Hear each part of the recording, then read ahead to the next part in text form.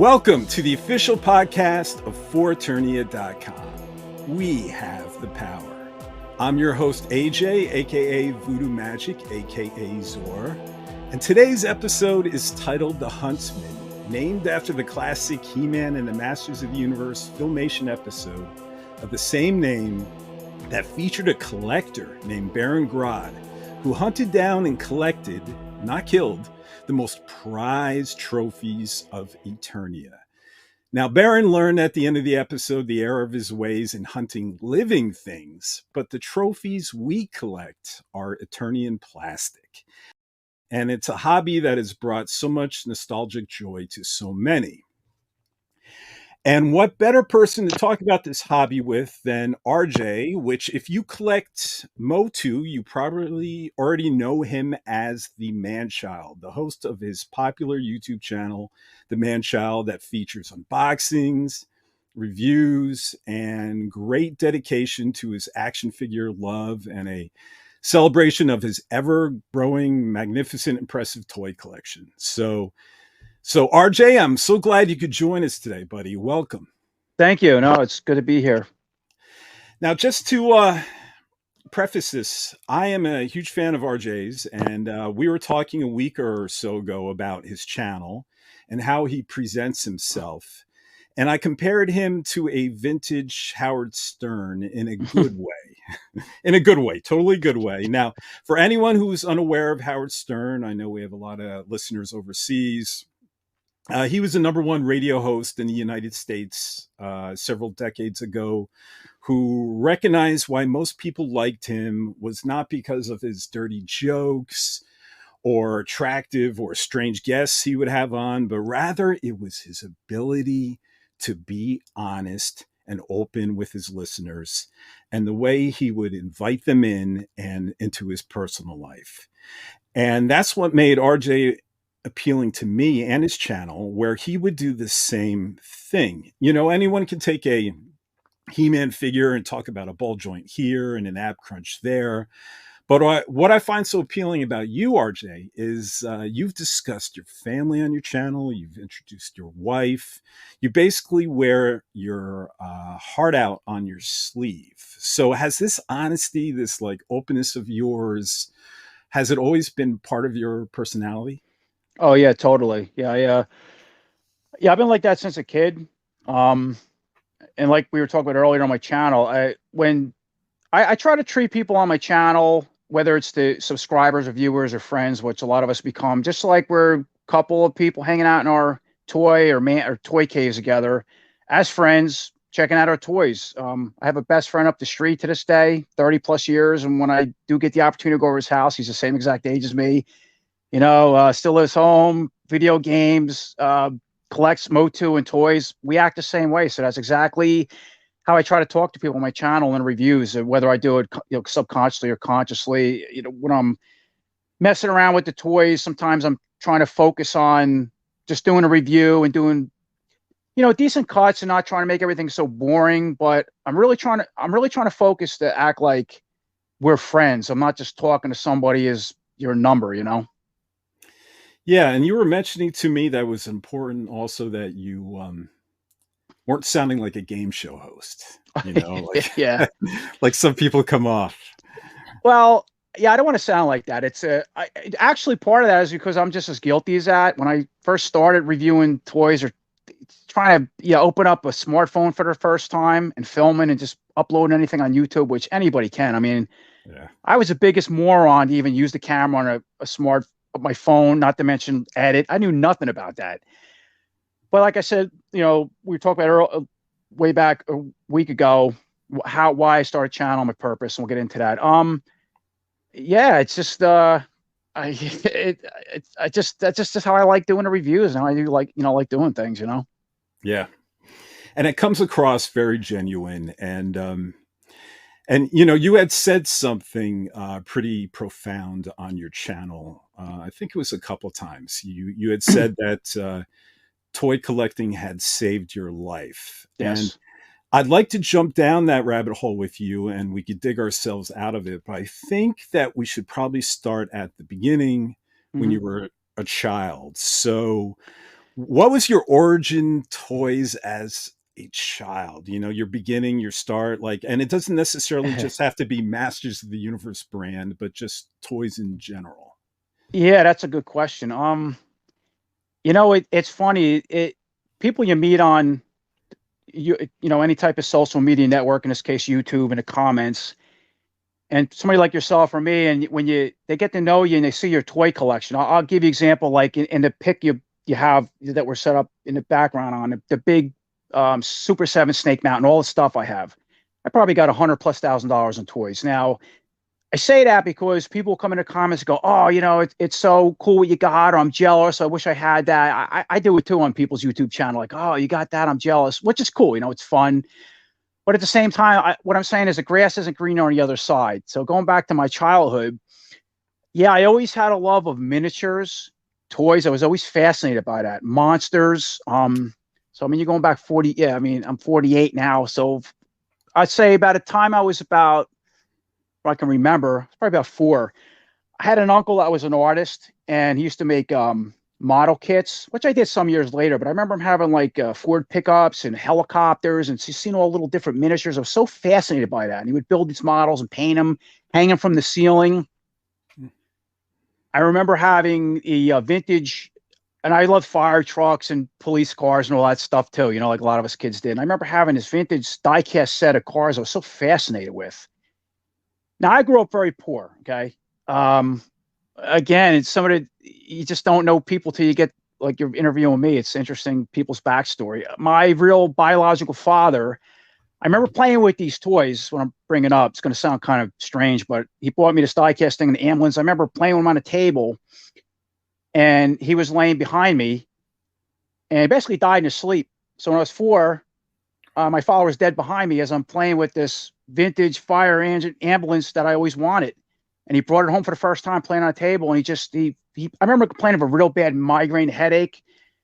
And my mom at the time was like, go to the hospital, and he did. And I didn't know what was going on. I remember we went to the beach the day before or something when the headache started. But yeah, that day, that was one of my first big toy memories. It's not something. And then he didn't wake up.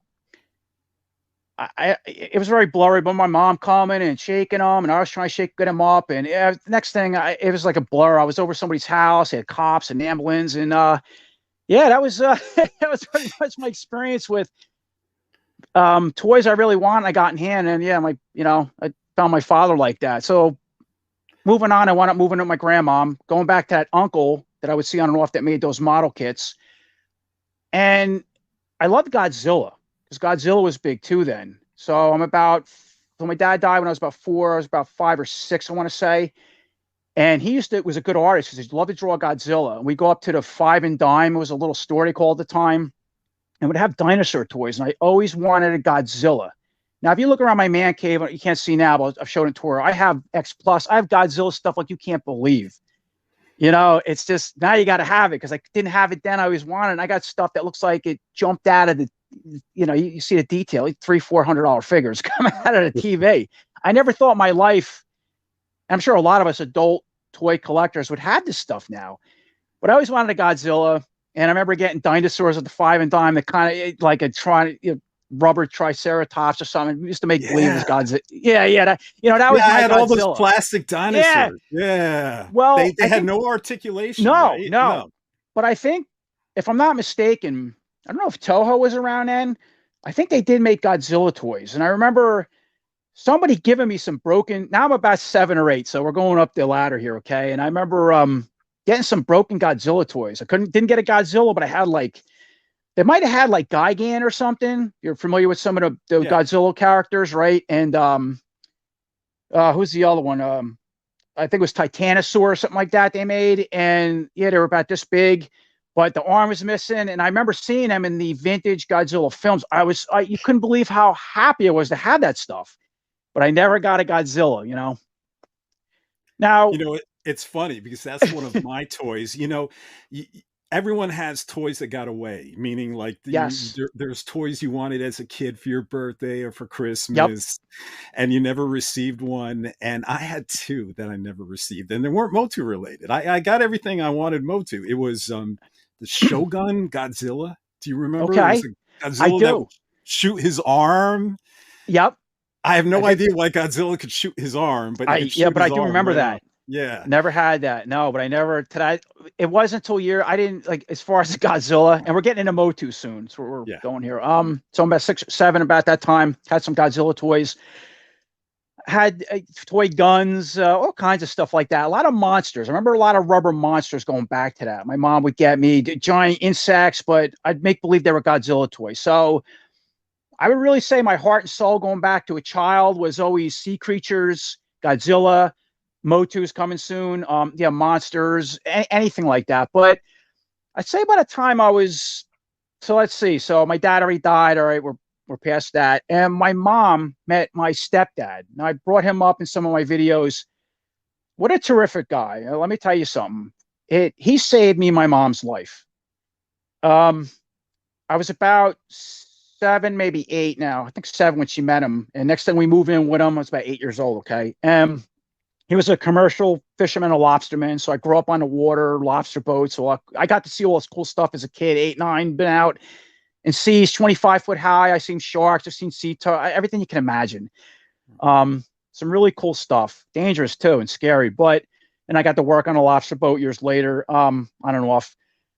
But we were really poor. Aside the little toys I had, now getting into Motu, we finally moved into this little apartment. And where I grew up at the time, I said this on my channel as a joke, but it was the ghetto. We call it the ghetto. So it was strange because it was a side of town where a lot of black kids lived, and a lot of these black kids were my friends. And I think there was only 2 or 3 white kids, and I was one of them. And it's kind of where my accent comes from, but they were all great. I love those guys.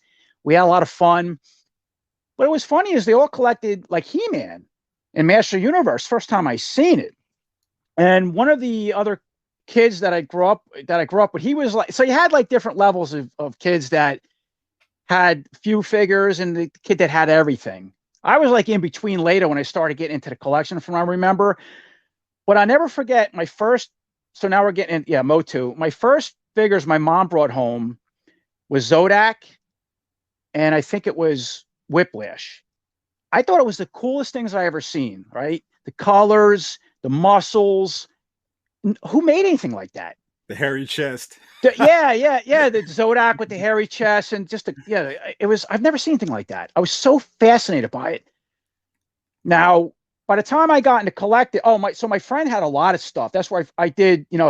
I seen bits and pieces of it, but I finally got some in hand, and then I went over his house and really started paying attention to his collection because he had Transformers and a bunch of stuff, and his mom started buying him everything. He had, the regular vintage He-Man, a skeleton, all the figures out at the time. This was about, I think, 8 or 9. It was 1982 or 3. So you go back on the internet now and see what figures were out. But I couldn't get a hold of a regular He-Man with a chest armor and Skeletor because they were sold out. So I had the Zodak. I had a Whiplash. My mom. Next guy was, and here it's funny things to remember. Next guy was Merman. The next guy was Triclops. The next guy was Battle Armored He-Man. The next guy was Battle Armored Skeletor, and so forth and so on. I think Faker, because I think Faker too was sold out. You couldn't find him anywhere. Then I got vehicles. I think I got Battle Cat, Panther, that kind of thing. Screech, Zor. And now I'm getting really big into the collection. Of course, my buddy and my other friend, well, especially the one buddy I was talking about, he had everything. He already had like Snake Mountain. I think already came out and all that stuff. They finally re-released the you could probably look back on the history of that, but they finally re-released the regular, like I was saying, all the wave, we'll call it wave 1 and 2 figures, right? The Teela Man-at-Arms, Beastman, Skeletor. I was so happy to go into, I think it was Bradley's at the time, and see all of them on shelves. They even re-released the Faker, so now I was able to catch up on all that beautiful card art. Even to this day too, and like with the Origins, for example. I mean, I have all the classics, I have all the Masterverse, and pretty much all the Origins to this point. But the Origins, all those lines do something unique, But the Origins, man, that card art, it's just going back to what we're talking about. It's like, oh my God! But you didn't have the internet at the time, so the card art was kind of what predicted or show what figures was out or coming out. So it was cool to get all that stuff. now I'm I 9 gotta or say, just yeah. hold that one sec, man. I know Yep. you and I are from the same stomping ground. Boy, did you take me back when you said Bradley's. Oh man, it's a Do you remember Caldors? That was yes. another Yeah, one. Yeah. I did, but I never the one friend I'm talking about, his name was Earl. Say his name Earl. His mom would take him to those places. I would only go to Bradley's, and there was a Kmart. I remember going out with him and his mom, and it was a special treat because I would get to go to Kmart. I would get to go to Caldors, and Service Merchandise was another one too. Ah, wow. Right? Yeah. And some of the weirder figures that you couldn't find at Bradley's later on, that's where he was getting them. I'll give you an example, like when Buzz Off and Mechanic and that came out, Fisto and Jitsu, right? They all came out around the same time. That's where he was finding them. But I never got to go there. He go, oh, look at this, this guy. Now we're jumping ahead a little bit. By the time we're 9 or 10 and 1984, 3 or 4, whatever it was when those particular figures came out. However, we did have a Child's World that just opened up. Now, Toys R Us is another one too. I never in my life I've heard of it. I've never seen a commercial with Jeffrey the Giraffe. I'm like, oh, Toys R Us. We never had one where I was at. I didn't go to Toys R Us until I was about 21 years old and got my toy collecting, which we'll get into later. That's the first time I got to go to a Toys R Us. Isn't that something? Well, we had a child. I was a Toys R Us kid. I wanted to be. I was a Child's World kid. And what was funny is that Child's World closed down years later, and it become the Toys R Us. So, and then they closed down when the Toys R Us collapse happened some year, whatever, a few years ago now. I don't know. My head slipped so much time and everything, but whenever they ended. Yeah. So I got to go to Child's World, and that's where I hit the gold mine. That layout because Motu was $1 billion brand then. If you've seen a Netflix special, right, The Toys That Made Us, explain the whole, everybody's seen it. Yep. But it made a lot of sense how it creeped up from those vintage figures all the way to this $1 billion brand. And I remember the aisle just had this huge aisle of all the figures hanging and the vehicles. And by that time, I already had Castle Grayskull. I think I just gotten Snake Mountain. It's funny to remember the memories too with some of these. I've told some on my channel, but I remember getting Snake Mountain for the first time, right, for Christmas. I remember seeing it back in the car because I asked my mom in a week, and you could see the box back there. Oh, don't look, she was trying to hide it. I knew what it was. I was so excited, but I remember getting Snake Mountain brand new, and the microphone for Christmas. I had a problem with the microphone. I had a 9-volt battery. And I'm like, and I'm playing with it, and the mic would work in and out. Basically, I was probably about maybe 10 in or something like that when it come out. And the 9-volt battery I didn't install properly, to make a long story short. But I had a friend that was a little older than me, and he was in electronics and play around motors and the old tongue tested batteries. Yeah, let me tell you something. You don't put your tongue in a 9-volt battery. So where do you think I'm going to go with this? I'm going to take the 9-volt battery. I'll go, oh, my friend Eddie, yeah, maybe the batteries. It was a brand new Duracell at the time. Duracell's pretty good batteries. And I'm like this. I'm looking around. I go, maybe the battery's dead. I put my tongue on the two ends. It arced me and knocked me back, and I fell back 3 feet, and it burnt my tongue. And I was like this, and a brand new night. Just memories you do, stupid. So that was my memory of Snake Mountain, electrocute myself on a 9-volt battery, was brand new, and I thought it wasn't working. I had it in wrong. So, yeah, little things like that, going back to my childhood, Motu, So did Motu become your toy? Because for me, it became a toy. I mean, it was first Star Wars for a little while, but then, you had this little, like, scrawny little Luke Skywalker, and then here was He-Man, with all the muscles, and there was no comparison, no competition at that point. I never collected anything else, but I've had some monsters. I had a lot of toy guns. I loved guns my whole life. Had some toy guns. I had, trying to think what else I had. Odds and ends, I'll put it that way. But Motu was everything. Now, all my friends had G.I. Joe. I'm familiar with that stuff. I don't know every character I could name. Transformers, the same. My friend Earl had everything. He had some G.I. Joe, but he had all the Transformers.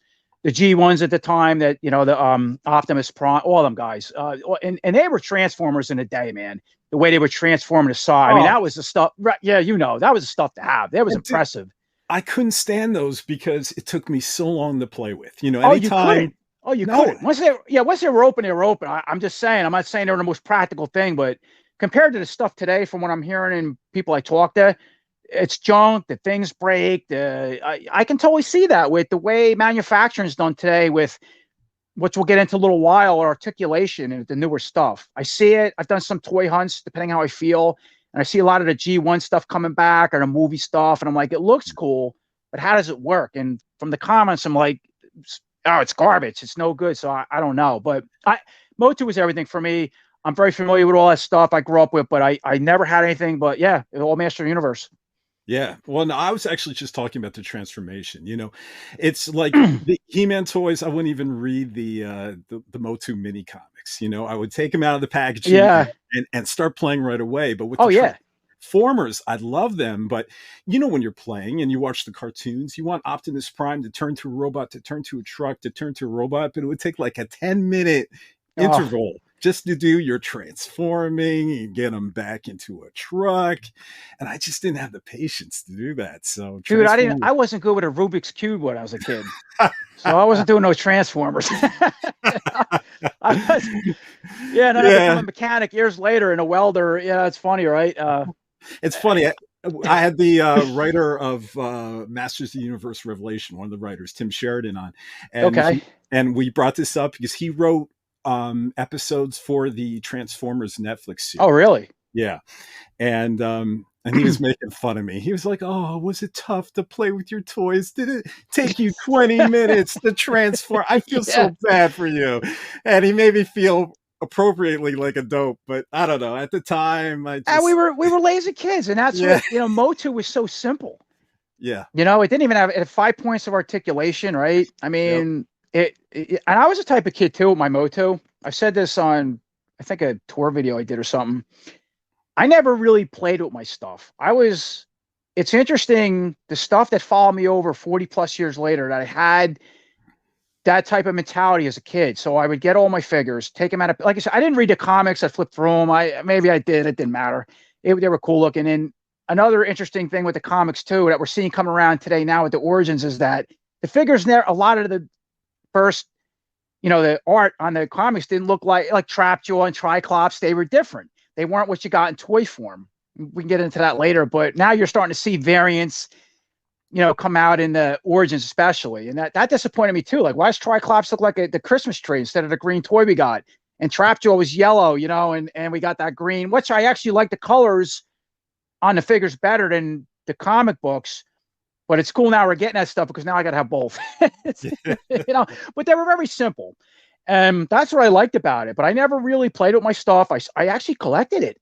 I had figures I'd bang around, or I'd go to my friend's house and play with these things. But my stuff had to be, I don't know what that was. OIC, I don't know. But everything had to be on the table. If they came with the excuse me, action sword, had to be on hand. The He-Man had to be on a Battle Cat. And oh my God, I had this impressive layout. Now we're getting later on into the collection when, I had, like I said, now we're the Fright Zone was out by now, all the Horde, all that stuff. I had everything go ahead. So before a teenager then, you were already focusing. I was about 10, 11 years old now. I'm talking. Yeah. So you were already focusing then on display versus playability. Exactly. Yep. Exactly. They had to be all pristine. Exactly. Yeah. Couldn't touch them. You couldn't. Yeah. I mean, it's like, I didn't even like playing with them. And I had everything set up. My friends come over and thought that was like, go over there. I'm like, no, whoa. No, they thought I was nuts. It's just like, even my mom was like, that's odd. That's how all my stuff sat. And even as I got newer figures all the way up to, almost to right where the line ended. I think the only figures I never had, I brought this up. I had the dinosaurs, I had everything. The only thing I never had an Eternia. And I brought this up. I remember, and now tomorrow I'm finally funding the Origins one. A lot of people, like, of all people, surprised you haven't funded this. You get a King Grayskull. I go, well, now if you get 10,000 backers, you're going to get the King Grayskull. And all the King Grayskull has a Revelation head on a clamp jam body. I mean, take a look at it. It's not getting nothing special. I mean, come on. But it's cool. But it's been a bad month financially, and that's what I had to wait for. So a million things went wrong. And so tomorrow I'm finally got the funds. I'm going to fund it because it ends in like 4 or 5 days, I think. Yeah. The Kickstarter, right? Or something like, yeah. So, but I never had a vintage Eternia. And I remember in Child's World, one time, this was towards the end of the collecting, I was with my mom, And I went around a corner, and there it was in a big box on the floor. Had that big, beautiful tower. It was $99.99, $100. I said, Mom, Eternia, because I remember seeing on the back of a card art or a magazine or something, and it was a very rare toy. It was only like a toy rich kids had. It was really rare. She says, no way, never seen one again. So decades later on YouTube, when I started getting this and I started watching the videos and people, I got a vintage Eternia playset set up. But that's my story on it, never having an Eternia. So I never had Eternia. I never had Blade from the movie. I had Saw Rod, and I never had a vintage Horde Trooper and a couple odds and ends, but I had everything. By the time I stopped collecting and Eternia came out, I think I was about 11 or 12 maybe. So now we're up to age 12. Yeah. And I had everything laid out. Never played with it. Now I have a big collection going. And then I started, by the time I got age of 13 or 14, we moved across town. Actually, before we go there, were you a fan of the Filmation television show? Oh, I love the cartoon. That's what I grew up on. I grew up on the Filmation cartoon. Yeah, that's interesting to ask too. So I grew up on the vintage toy line, and I grew up on the Filmation cartoon. And it's interesting you said that because, when you're passionate like you or I am with Motu, and you try to do reviews, you got to be careful what you say. Yeah. Especially with the newer stuff coming out. And I try to do research. Sometimes I just try to be me. I try to be honest. I try to have fun. But sometimes I'll say something incorrect. It's my fault. Call me out. And oh my God, people tear you apart. That's not, so I see something on a card art and I'll say, it looks like a Tila. It's somebody else. I'll give you an example. I think it was on a $1 card art at Origins. It was like Serena Sorrell. I never even heard of her. And it looked like Battleground Tila from the classics because I have one. It's one up there. I'm looking at it right now. It looked exactly like her. I go, maybe Origins is showing a Battleground Tila. Somebody said, that's Sorrell. How can you not know that? I go, all right. And in a follow-up video, I made fun of myself and brought the Battleground Teal in from the classics. And I said, listen, I thought this was, I'm correcting myself. Wow, this is, I think Sorrella they called her or something. Never heard of her. But the person made a point too. They're like, the $1, so we're going historically now. And I said, look, I'm not a Motu historian. Let's get something straight. I'm a guy that loves Motu, that likes reviewing stuff, and I'm trying to be honest and have fun. I never claim to work for Mattel. I never claim to, be a historian. But sometimes if you're going to be reviews and you got to, you're going to be good at them, you got to do a little extra research or you just screw up and just call me out. But that's one example of how passionate people are to the Motu universe, because it really goes deep, especially when you start getting to all the different, when you get away from the Filmation and vintage is what I'm getting at. That connects to all this, but I have some of those Motu like master guides. And if you really get into those, or Pixel Dan, of course, I mean, he's the king of king, right? Yeah. All the stuff he's talked about, I know he wrote his own book, which I actually got, and it's incredible. Just the history of the toys and how, you go to New Adventures and into the classics. It really gets crazy. Some of the lore to 2000X, and some stuff gets mixed around, or some stories don't lead up to, from what I noticed. So it's kind of tricky as you're getting into the newer stuff. So I'm more familiar with the classics as of now, the Filmation I grew up with, and the vintage. The Masterverse line is very interesting. The Origins is going back to the vintage, but even that's trying to step outside and do different things. So yeah, it's kind of a really mixed bag of new concepts and ideas you got to keep on top of, but I know what I know, it's like, yeah. Filmation was always my baseline. Right. That was always where that and the vintage toys, and that really was the show of the toys and vice versa. Well, that was made by to market the toys. That was the whole reason why they came out with, I think, the Filmation, right? Right. And the toys came out, what, 82? And then the Filmation. 83, I think, or 84, 83, I think. A year later.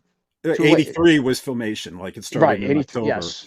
Right. So I always knew that very well. And so that was always my baseline. And then 2000X, and well, definitely New Ventures, but 2000X was a reboot, right? Really, a lot of the lore had changed. The sword was different. There were a lot of they carried a lot of it, but it wasn't actually continuing the continuity. It was more of a retelling. Perfect example. Actually, 2000X seemed to go. I want to say it was more of a prequel to the Filmation. So it was before. Well, no, that's not true either, because they did bring in okay, Prince Adam, but they show King Grayskull and how to pout when he died. And then if you go, see, the classics gets into that. The classics really in the bios. Obviously, Spectre Creative Channel, right? Scott Toy Group, right? Okay, he worked on the classics. He's another guy. I love his channel. If anybody knows about all his stuff, and of course, he was the brand manager for Mattel for all those years before Super 7 took over license. He wrote, from what I watched, a lot of bios for those characters because he worked on the weekends. He was nobody else wanted. That's how the classics came about, was because of his passion towards it, and of course the team on Mattel. But they wrote a lot of bios to squeeze with the classics because they did every figure and went beyond. And they squeezed New Adventures figures in. They squeezed some filmation they got into later. Super 7 got into more later. But they wanted to do all the vintage figures. They brought 2000X, the New Adventures. And they had to kind of create some of the bios off, going back to the backstory what Mattel had, from what I remember him saying on some of his YouTube videos, to bring all these characters and make them work together in the classics. So 2000X was a strange one to me, and that was a show too I didn't see till years later. I didn't see it in 2002 or 3. I didn't even know about it. Oh no! So I was already out of it. I was toy collecting, but Motu was kind of out of the spotlight for a while, and all my vintage toys. And I told the story, were in the attic. We'll get into that. That's a whole other thing. But it goes all over the place. It's one of those things. You can't know everything. It's basically what I mean. You couldn't say it any better. That's what I'm trying to say. Yeah, a lot of my retrospective podcasts and stuff, I usually caveat in the beginning, I apologize in advance if I get anything wrong. Yep. We're all fans and we're all doing our best. Yep. But all right, so let's move on to your teenage years, right? 13, 14, 15. Yep. So this is when many of us, start becoming interested in pursuing relationships, and also we start getting interested in content with more adult themes and adult sensibilities. So where did you stand at that age with collecting? Okay, so by the time I was 13, 14, I'd say by the time I was 12 or 13, I kind of the Master of the Universe, like we were saying, I seen the Eternia thing, that kind of ended. Now, I did get into the real Ghostbusters. Ghostbusters, I don't know how I just slipped my mind, was a major part, like Godzilla, in the 80s, and Motu. I love Ghostbusters. I remember making a proton pack out of cardboard, and I was pretty good artistically. Oh, yeah, I made a proton pack that was life-size. I remember pausing the movie, the original 84 movie, and the part where they show, I try to get images, I take pictures. I remember taking pictures, and I made this one out of cardboard spray paint. I used plastic parts, the cyclotron. I remember using this round thing. I colored lights. I didn't make it light up. I didn't know how to do that then, but it looked pretty cool. I made the wand. I didn't even know the name of the parts like I do now, but I remember going to school for show and tell, and I won because how impressive this thing looked. I had I had a jumpsuit. It didn't have no logos, but I remember I went to Halloween, three times out in Halloween. By the time I was 12 and 13, if I was 13, I got out of it. But I remember going out and people were just so impressed with what I made. So Ghostbusters was a big part of it. That's what I'm saying. Yeah, I love Ghostbusters too. Oh, I have some over here out of the camera shot. I kind of see him. I kind of see. All right, yeah, a little bit. It's small, but I have a Blu-ray trap over there. Nice. They came out. Did you see that collector set? I did. Yeah. I have Egon's Neutrona wand. I don't have a prop. With all the stuff I have, it gets to the point. I almost bought the real proton pack to light up one day on eBay. There was custom made ones that were $2,000. I'm like, what am I going to do with this thing? I have Blitzway. I have the 3 Ghostbusters from Blitzway with the proton and a Mattel, and they look like something they took right out of the movie. I mean, you're not going to get any better. I don't know if I have one. No, I don't. So it's off to the side, but good enough for me. The 1/6 scale trap, all that stuff. But the real Ghostbusters come around. I couldn't believe they made a cartoon about that because, and I think this was right before Ghostbusters 2 came out.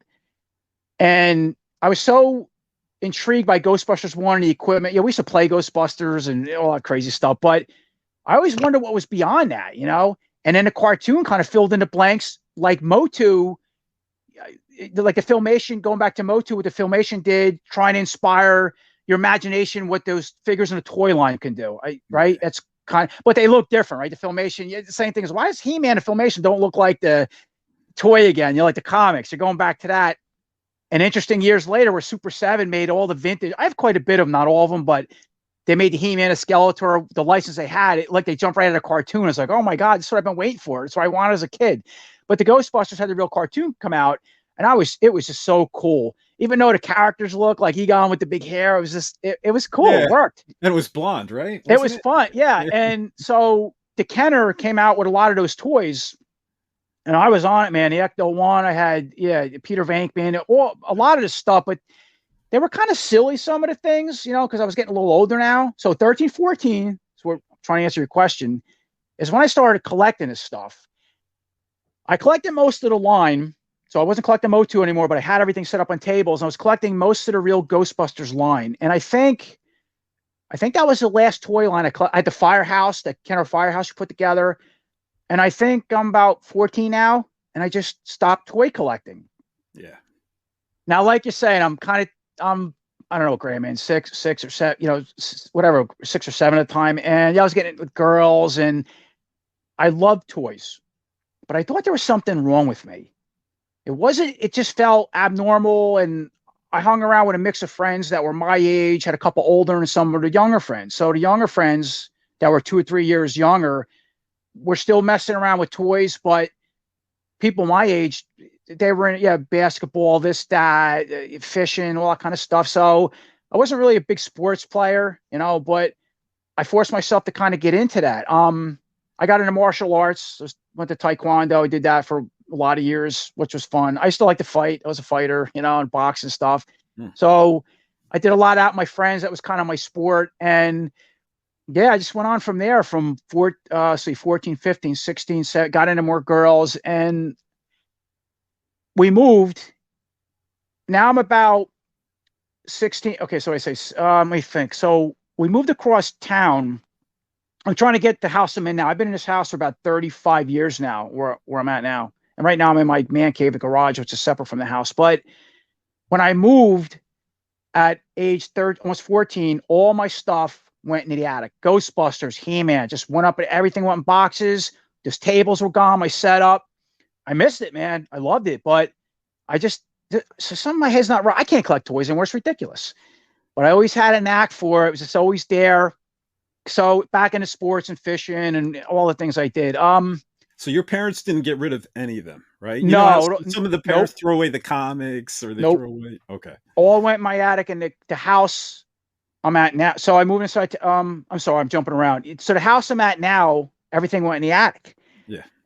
All right. So all the things I mentioned that I did, I got into this, I got into that. By the time I'm trying to think. All right, 18, 19. By the time I was 19, I got out of high school a little late. For some reason, I was 19 when I got out. I started working I left my job because of my injuries, illness. We talked about it earlier. I worked 21 years at that job, so I left about 8 years ago now.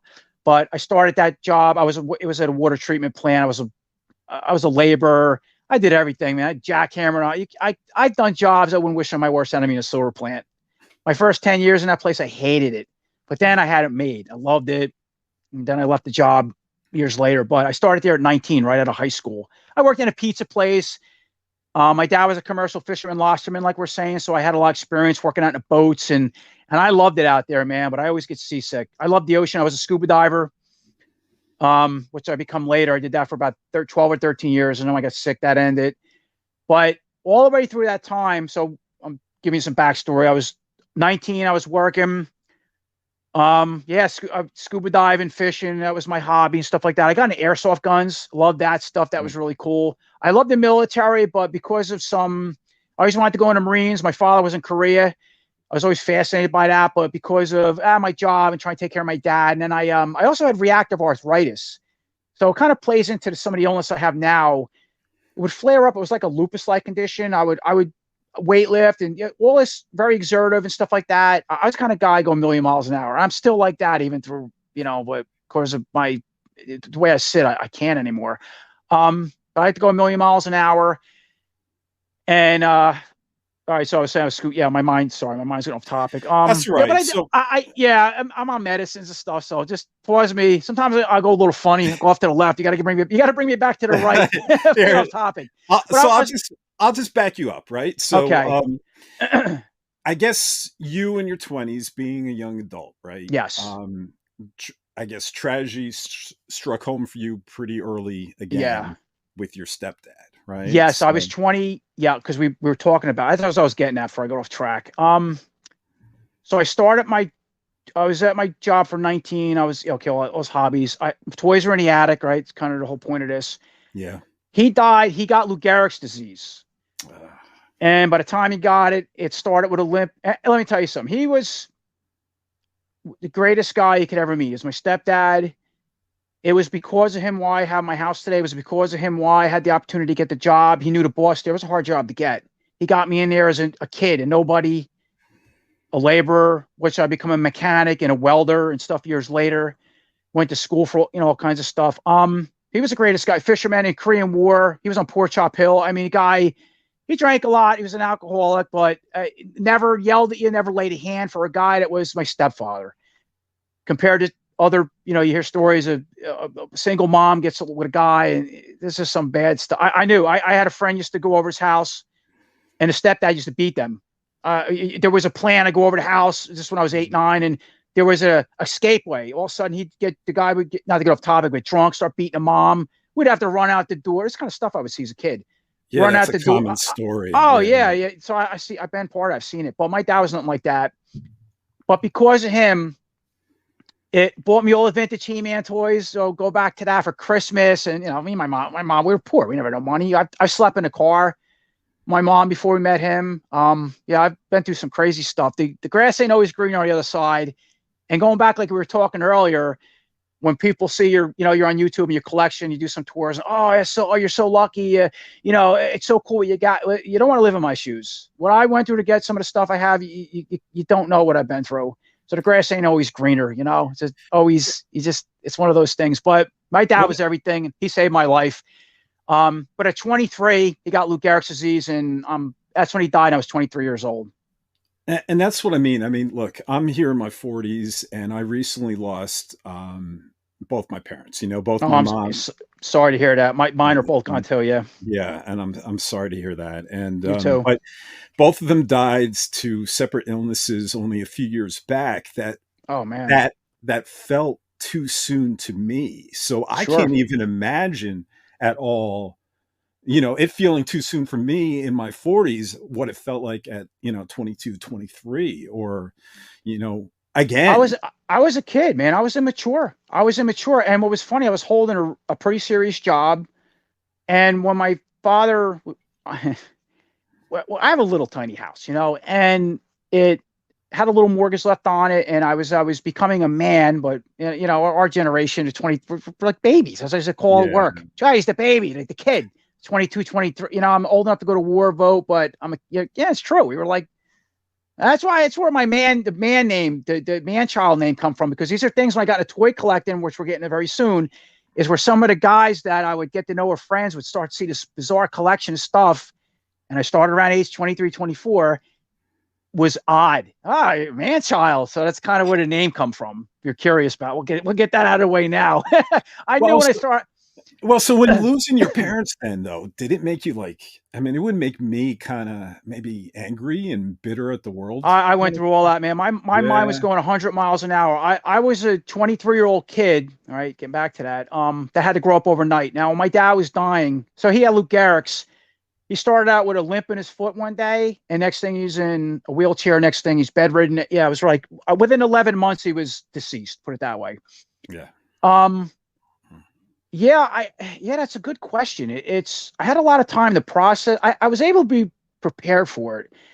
It's funny when you watch somebody sick, and not to get off topic, but I just put my cat of 17 years down. I love that cat, man. I'm a cat person. She was my best friend. I had a lot of cats. That cat was 1 in a million. I just put her down 6 weeks ago. I'm still screwed up in the head over it. But the cat got sick. It was cancer. It was this. She was becoming exhausting. And so was my stepdad. Now, I would watch my mom. Me and my mom had a weird relationship. I brought someone video. We can talk about that another time. But she was there for him, and what she had to go through to he lost his bowel functions. It was horrible. I would get up and I had to go to work every day. I worked 6, 7 days a week. So I try to spend what time I could with him. But I remember on his last days sitting there moaning and groaning, crying, just unbelievable pain, which I lived through with the illness I have now. I'm not going to compare to Lou Gehrig's, but I remember picking him up in my hands. He lost a lot of weight, taking him to the hospital. I remember last days looking at him. I remember going, basically his organ shut down. They had him in for a couple of days. I went scuba diving the night before. I remember coming home. I remember seeing him. And the last memory I have of my dad, so just to give you a little insight, the trauma, is they had him pumped up on morphine. He couldn't talk. And I came in and he looked at me and he was going, he was trying to say my name. His eyes open and he went back. He turned his head, shut his eyes again, had a morphine pump going, doot, doot, drip him. They were doing more tests. I went scuba diving that night. I had a night, we used to do night diving, had lights and all this crazy stuff. I came back at night so that was during the day. I came back at night. He died at 9:05 at night. That was 1998, July 12th at 1998. It's funny, I remember that, right? And my mom was home, and I had these big scuba diving tanks that were just about empty. I used to keep them indoors when my gauges would go in the shed. I keep all equipment. And I'm dragging, my mom was asleep, and I'm trying not to make noise, put these tanks in the closet because they had to get filled. And my mom wakes up and says, RJ. And I used to call him Tommy. To this day, he was my stepfather, but his name was, I always call him Tommy. And I was with him for 18 years. So he raised me for 18 years, if you're interested. But she goes, yeah, Tommy died. And then she goes back to sleep. I go, what? I just seen him, the 8 hours before that. She goes, yeah, Tommy died. Yeah, that was it. And then crap hits the fan. And what sucked was that he had a stepdaughter and a biological daughter, stepdaughter, and the stepdaughter, well, let me see if I'm saying this right. The biological daughter was awesome. She was there for her father. But now, it's like where there's a will, there's a way. Now, my father, getting back to this house I'm at, he left the house to me. I mean, now I paid all the bills in it anyway. So I'm 23 and I was used to paying property taxes. I was used to paying utilities because I started paying them rent when I started working. I was making $8 an hour. I was paying $100 a week at 19 years old when I first started my job. That was a lot of money then. Yeah. And I was only making 250. I was digging in ditches, jackhammer. It was terrible what I was doing, working in sewer plants and everything you can imagine. But that's what I paid him. As time went on, I started paying more and more. So I'm a kid in my mind, a man child, but yet I was forced to grow up at an early age, and it sucked. But thank God I did, because from 19 to 23, when he died, it's like, and on his dying death, as he was getting sick and he was still coherent in his mind, he was like, he looked at me one day and he's like, what do you want to do with this house? He goes, do you want it? And it was a piece of shit. I had to put money into it and this, that, thing. I'm like, well, yeah, I mean, what do you want to do with it? He goes, well, it's a lot of responsibility and it's your problem. I was already paying bills and all this. I put a lot of money into it. It's just still junk. But that was his word. So we got a lawyer come in and he left the house to me through the will. Now there was still a little mortgage on it. So I was already paying that because we did siding and windows, and anyway, I was paying all that. But his family, especially the one daughter, now they're coming out. Oh, he didn't leave nothing and he talked to them about this. Now the one daughter didn't talk to him for almost 14 years. He had an ex-wife that he was at war with. So I can tell you stories about that. Watching this great guy pay 13 years of alimony. She got the house, another just depressing thing that leaves trauma in my head is what I'm saying. In Korea, this guy tell you stories that sound like something that you couldn't believe it. Horrifying. But what a great guy. And I had to watch all this and it broke my heart. Yeah. Okay. And when he died and what he went through, it messed me up. Not only losing him, but seeing all that. So the family come over and they couldn't get nothing. They're like, oh, yeah, how can he? And this and that and the other thing. But I got the house. And I'm 23 and that's where I'm at now with the house. And that's where I was forced to grow up. Yeah. Yeah. Well, that's not an ideal way to grow up. And my mom and me and my mom had a weird relationship. She had drug problems. She had mental, things like that. She come in and out of my life. And I'm bringing this up because the only thing that ever seemed to connect us was when she would take me as a kid and buy me Motu toys and we'd play around with them. And that's what I remember most about my mom is the Motu toys. My mom would disappear 2 weeks. You wouldn't find her, see her. And because of my stepdad that adopted me, I wasn't his real kid before they even got married. My mom would just disappear. Some drug binge, okay? I mean, I'll just say it. And this guy would take care of me and good to me. And then she would come back, she'd buy me a He-Man toy. So the vintage He-Man figures kind of had a special place, but at the same time, they were like a leverage tool for my mom to try to earn your respect and love. And this is when I was 8, 9, 10, 11, all through my life. By the time I got in my 20s, now, okay, so we're 23, my dad died of the house, and we're getting into my adult toy collecting very shortly. Yeah. Me and my mom were at a picture. She would come, she would go, and I said, listen, she would steal from you because of the drug thing. I'm like, you know what? Get out of my life. It's a sad thing to say. I didn't see her for years. Then she would come back in. So I have a whole thing with that. Trying to answer your question, going back to my dad now, and I went through a lot of stuff in my head. Yes, I was really broken, but I was a strong kid. I was really strong in my head. But what was funny was when my dad died, I started having my health. So I had reactive arthritis. I got that when I was 19. I would go to the same rheumatologist I go now every 2 months. I would see this guy maybe twice a year because of this inflammatory condition I started having. I'd get achy joints and pain in my mouth and eyes, and it'd flare up, and they would treat it with like Celebrex and Vioxx or something was a drug then, and then it would go away, it would come back and stuff like that. But I had always health conditions and all this stuff going on in my head. And then I started having neurological conditions. Basically, when I was scuba diving, I almost drowned on the water, and all of a sudden everything started spinning. It was like my world was lost. I didn't understand what was going wrong with me. I started getting muscle twitches in my face, and now next thing, me and my mom reconnected because I told her, over a phone conversation, she goes, "Oh, maybe you got MS, maybe this, that, maybe you got Lou Gehrig's." Like, this is my stepdad. You don't inherit that, but I don't know, Yeah.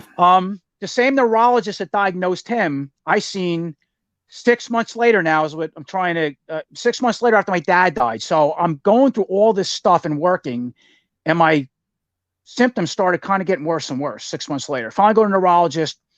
He does a whole bunch of tests on me. Now, he was familiar with my reactive arthritis. He says that too can get aggressive, which it has, but we're going to do the neurological stuff to you.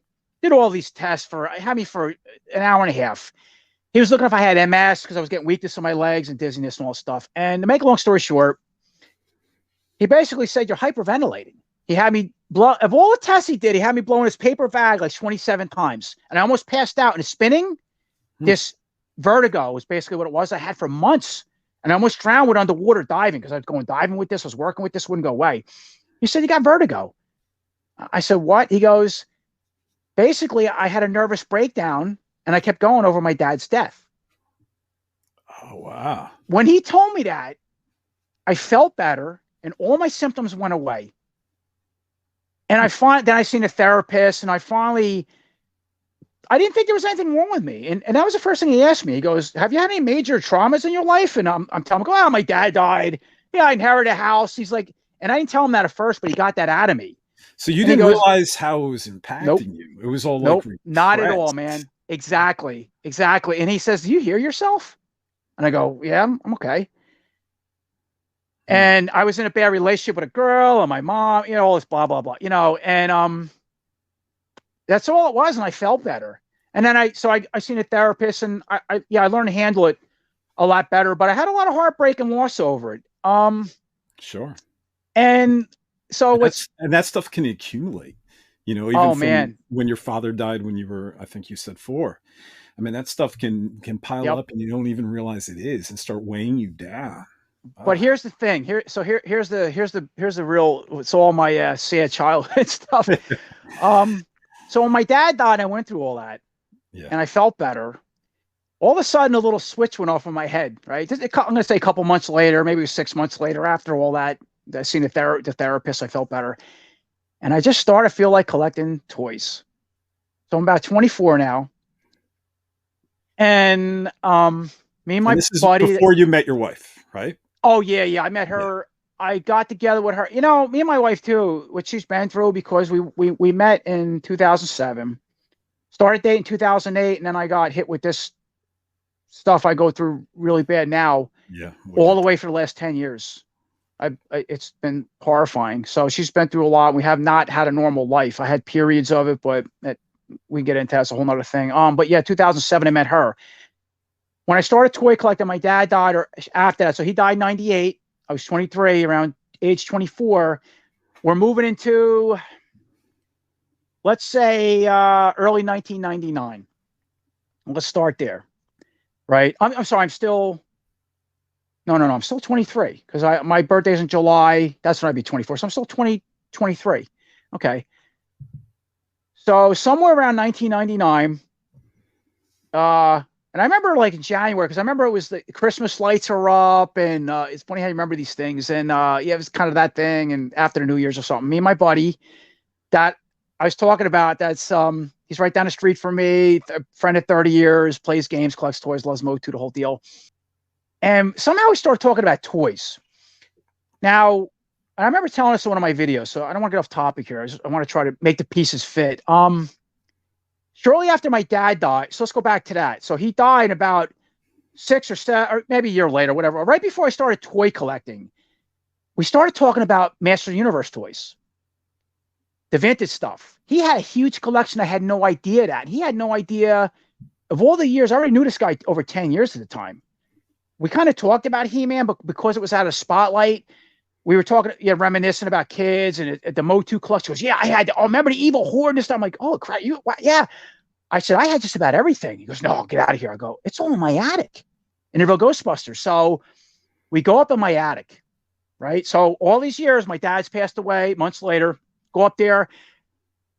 And part of the therapy, I want to say, of trying to help myself months and months later get over my dad was getting the old chair out of the house he sat in, get rid of this, get rid of that, trying to situate this house to mine now. So you kind of get that because it's just looking at that. Yeah, I mean, of course, you keep some things for, reminiscing and nostalgia and hit, just thinking about them. But yeah, everything changed. I painted the walls, the rug, the this, that, did all kinds of work to the house. But we started talking about toys. So we go in my attic, and his brother was over too.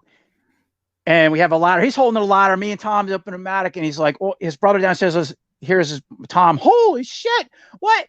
He couldn't believe what I had in these boxes. The real Ghostbusters and all the vintage He-Man stuff. So we bring it all down. I had stuff in bags, the slime pit, the fright zone, everything. Man. Oh, yeah. We were playing with these toys and checking them out. But here's the problem. They went in the attic when I was 14. So think about this. I moved in this house at 14 years old. And I sat in the attic till I was 23, almost 24, 23. Not good, man. Not good. That attic's 150 degrees in the summer. And it didn't even have an attic fan. I had one years later when I had to put a roof on, I put vents in it. Yeah. Okay.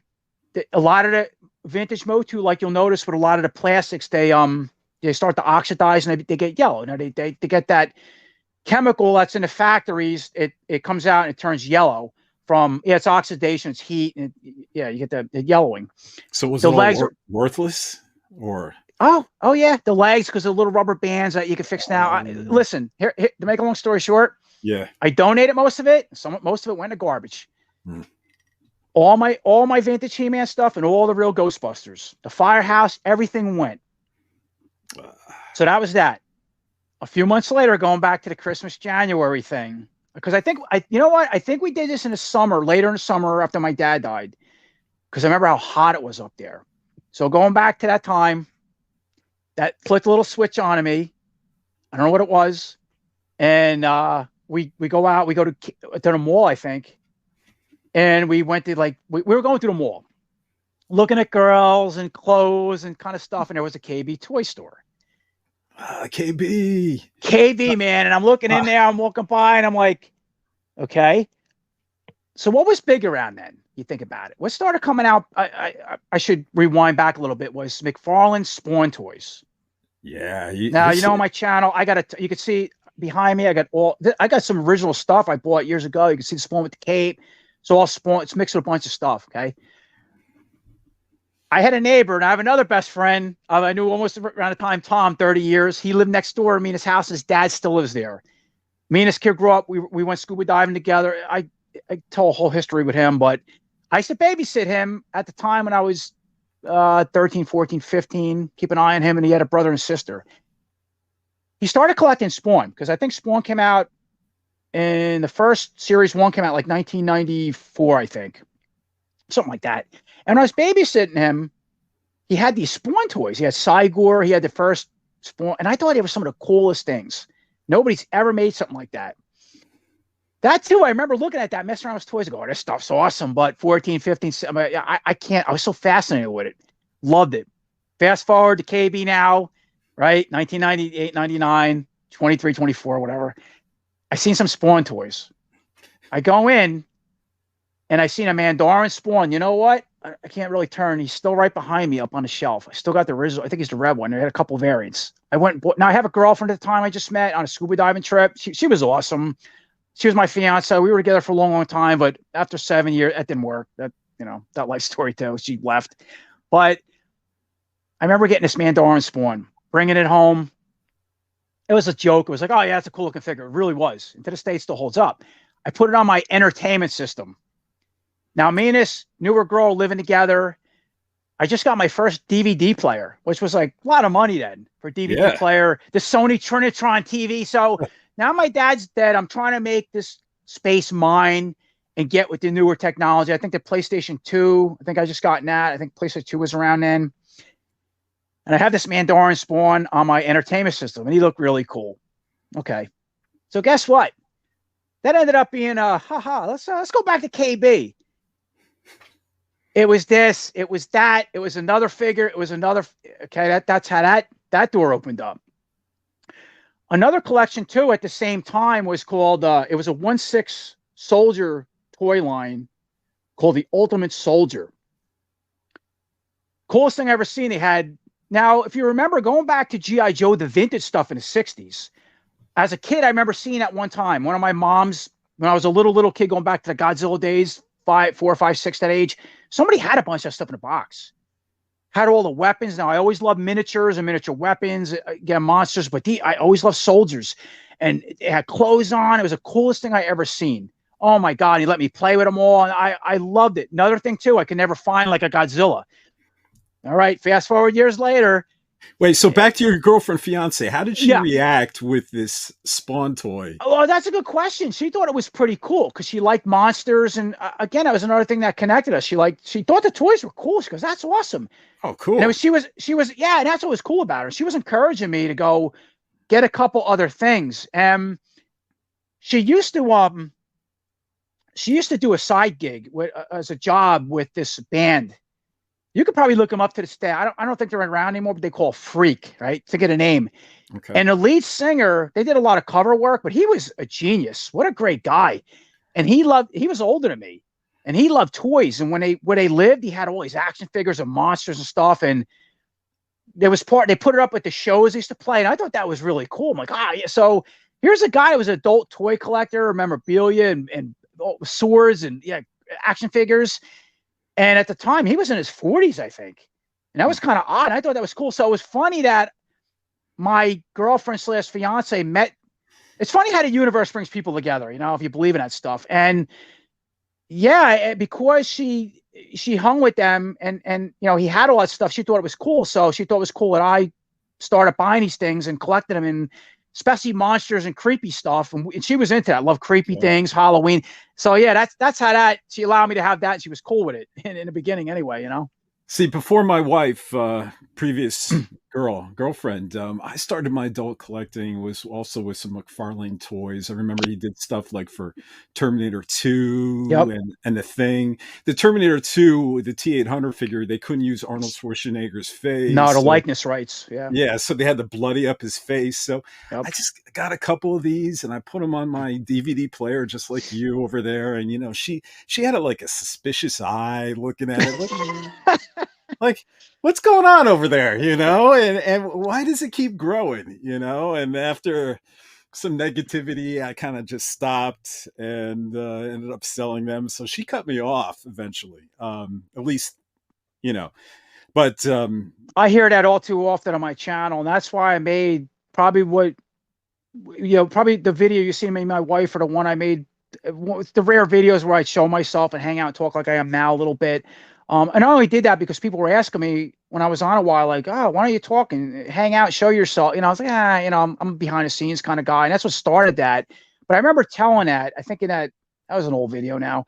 The comments I get that, how does your wife handle it? And that's why I did the follow up my wife, which that could have been better. It was kind of a mess. My wife has asthma. There was so many cuts and I was in constant pain. And and then I think I had to do the intro backwards from it because we had a plan. It didn't go right. And we did the best we can. We had fun. It could have been better, but more or less, she was only in for 20 minutes. And I did a tour on the end of that. It was kind of didn't want to do that just the way it ended up. And some people said, oh, you should bring in your wife more often. I'm like, yeah, she's a big part of helping me with a lot of my stuff. I'm lucky that way. Yeah, I remember that video, and it looked like in Yeah. terms of your relationship, you explained like several times how awesome your wife is and how supportive she is, not just of your collection, but of She your bought me the Super 7 Snake Mountain. She paid for about 90% of that. yeah. I got that later on. I didn't get on the pre-order. So make a long story short, it was double the cost on eBay when I finally wanted one. And that's how it came to be. It wasn't for her, but yeah, she's pretty cool with it. But she had a keen eye. I remember she was like I didn't. Oh yeah, yeah. She was like, "Is that new? I haven't seen that." Listen, man, that was part of it. It was sort of a joke, but at the same time, I said, "Look," because she was nervous, never been on camera. I said, "What do you think? I'm a Hollywood star? I'm just as nervous." Yeah. No, people, I don't care. Like I said, I'm honest. I am who I am. Telling you, and that video got great responses and comments. But I said, listen, here's the rule. Okay, when we make this video, be honest. If you got a problem with something, or you want to be the opposite end, like you said, where most, in a lot of cases, funny, so I get a lot of comments like that on my channel. It's always with the girlfriends or wives. Now, there's a lot of adult toy collecting women out there too, and I have gotten them on my channel, but I haven't really heard any negativity with their boyfriends or husbands. It always seems to be opposite. And I'm not saying nothing against women versus men, but that seems to be the case because, women are always, they are a lot mature than men, or they try to be. Where men we're man child, we're man babies. We always are. And I think a lot of this adult toy collecting, at least for myself, is trying to reconnect with that nostalgia and just trying to be a kid again, because I've been through a lot. I mean, I'm almost 50 and I've seen a lot of crazy stuff in the world. You can't turn on the news or something without the world ending every day. COVID, it's this, it's that. It's nuts. It's really nuts out there. There's a lot of good stuff too, but yeah, but now you get to create this little world, this museum, this hobby that makes you feel like like that kid again. But not only that, now you have a lot of toys and stuff that looks like something we always wanted, going back to the 3-4-year-old me or you that wanted that perfect Godzilla, that wanted that, like the Master Universe classics. We could spend 2 hours talking about that. I never thought such a line would come to be. That's a whole nother story. I can tell you how I got into that, but it's amazing what we have. And, so honesty is a big one, going back to my wife. And I was just like, so she was like, oh, I'm going to say, I was like, don't say nothing. Let's just act natural. We didn't script anything. At first we did. The first video was going to be scripted. It was going to be jokes of her ripping on me a little bit, like, that thing and that thing. And I was like, well, why are you saying that? Because it's the truth. So when we sat down and, what we did in the video, she goes, yeah, and you've seen that video. She goes, oh, is that thing new? And she was pointing up to, and what's funny is a lot of stuff rearranged. You can't see, I keep pointing off to the side, but all my classics now, and I'll do another tour, took over the space of what she was pointing at. I don't remember what was up there. It was something different. It's probably McFarlane, or no, it was NECA. It was something to do with NECA. And for how often she comes in here, the collection has really grown. And you heard me say in that video, I might have cut that out because there's a lot of editing cuts because of asthma, and I was in pain. I had to come in and out, all that stuff. I was like, don't you know that she helps me a lot with the reviews because of my health issues. And I'm like, you buy a lot of stuff. You help me set up sometimes. You see the stuff coming in and you want the YouTube channel to become more popular. And the way to do it is you have to have something up or something to review or something to show at least minimum once a week. I would recommend every, couple times a week if you can, because of the algorithm thing to keep your channel fresh, how YouTube works, yeah. that kind of, which I learned later. But And then, of course, there's money, there's budget, it's what you're trying to collect. Now, I'm going to make a point of something too. I only collect what I'm really passionate about, and that's what I truly, honestly review. I don't ever go out to buy stuff, to buy things just to have and say, oh, this thing is cool and it's that. No. I don't. Even Motu, if there's a figure and I collect most of the stuff, I'm sort of a completionist, but there's figures I walk away from. And if I don't like them, I don't support them. And most of the stuff I collect and review, I try to always be positive about it. I will tell the truth. I'll call something out. I don't like it, or this thing could have better, but I try to be positive. I don't really like negativity on my channel. There's a time and a place for it, because the whole point is to bring us together, make people happy, and be excited about the stuff that's out there. Right. And I'll get stuff and, oh, that thing sucked. Oh, this thing, other thing. I'll get a lot of negative comments. Very rare. Most people say, oh, that thing's cool, or I don't like it. That's fair, be honest. But yeah, I don't just go out of my way to get stuff. So that being said, you see the amount of stuff I have now. And the time I had the YouTube, we've been doing this over a year already. And you accumulate a lot of things when you're trying to buy things that you're passionate about, to have something once a week. Now, again, that's normally how I collect. I always at least got a figure once a week, 2 or 3 times a month.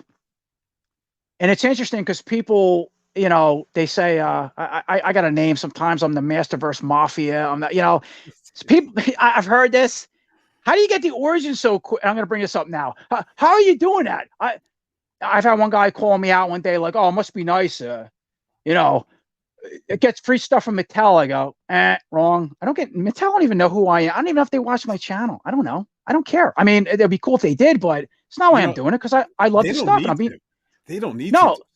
So many people out there willing to do these unboxing reviews now. There's a million people. A million people. I'm just another guy that's passionate. I collect the stuff and I do the reviews my way, and that's what I'm chasing, collecting. But I do try to make my channel a little unique by going the extra mile. And here you go. And then people, oh, you're paying the scalpers. I'm like, no, I chase stuff with the power of the internet today. I can find anything you want, and I pay the extra cost, and I get it early, and that's how I review it.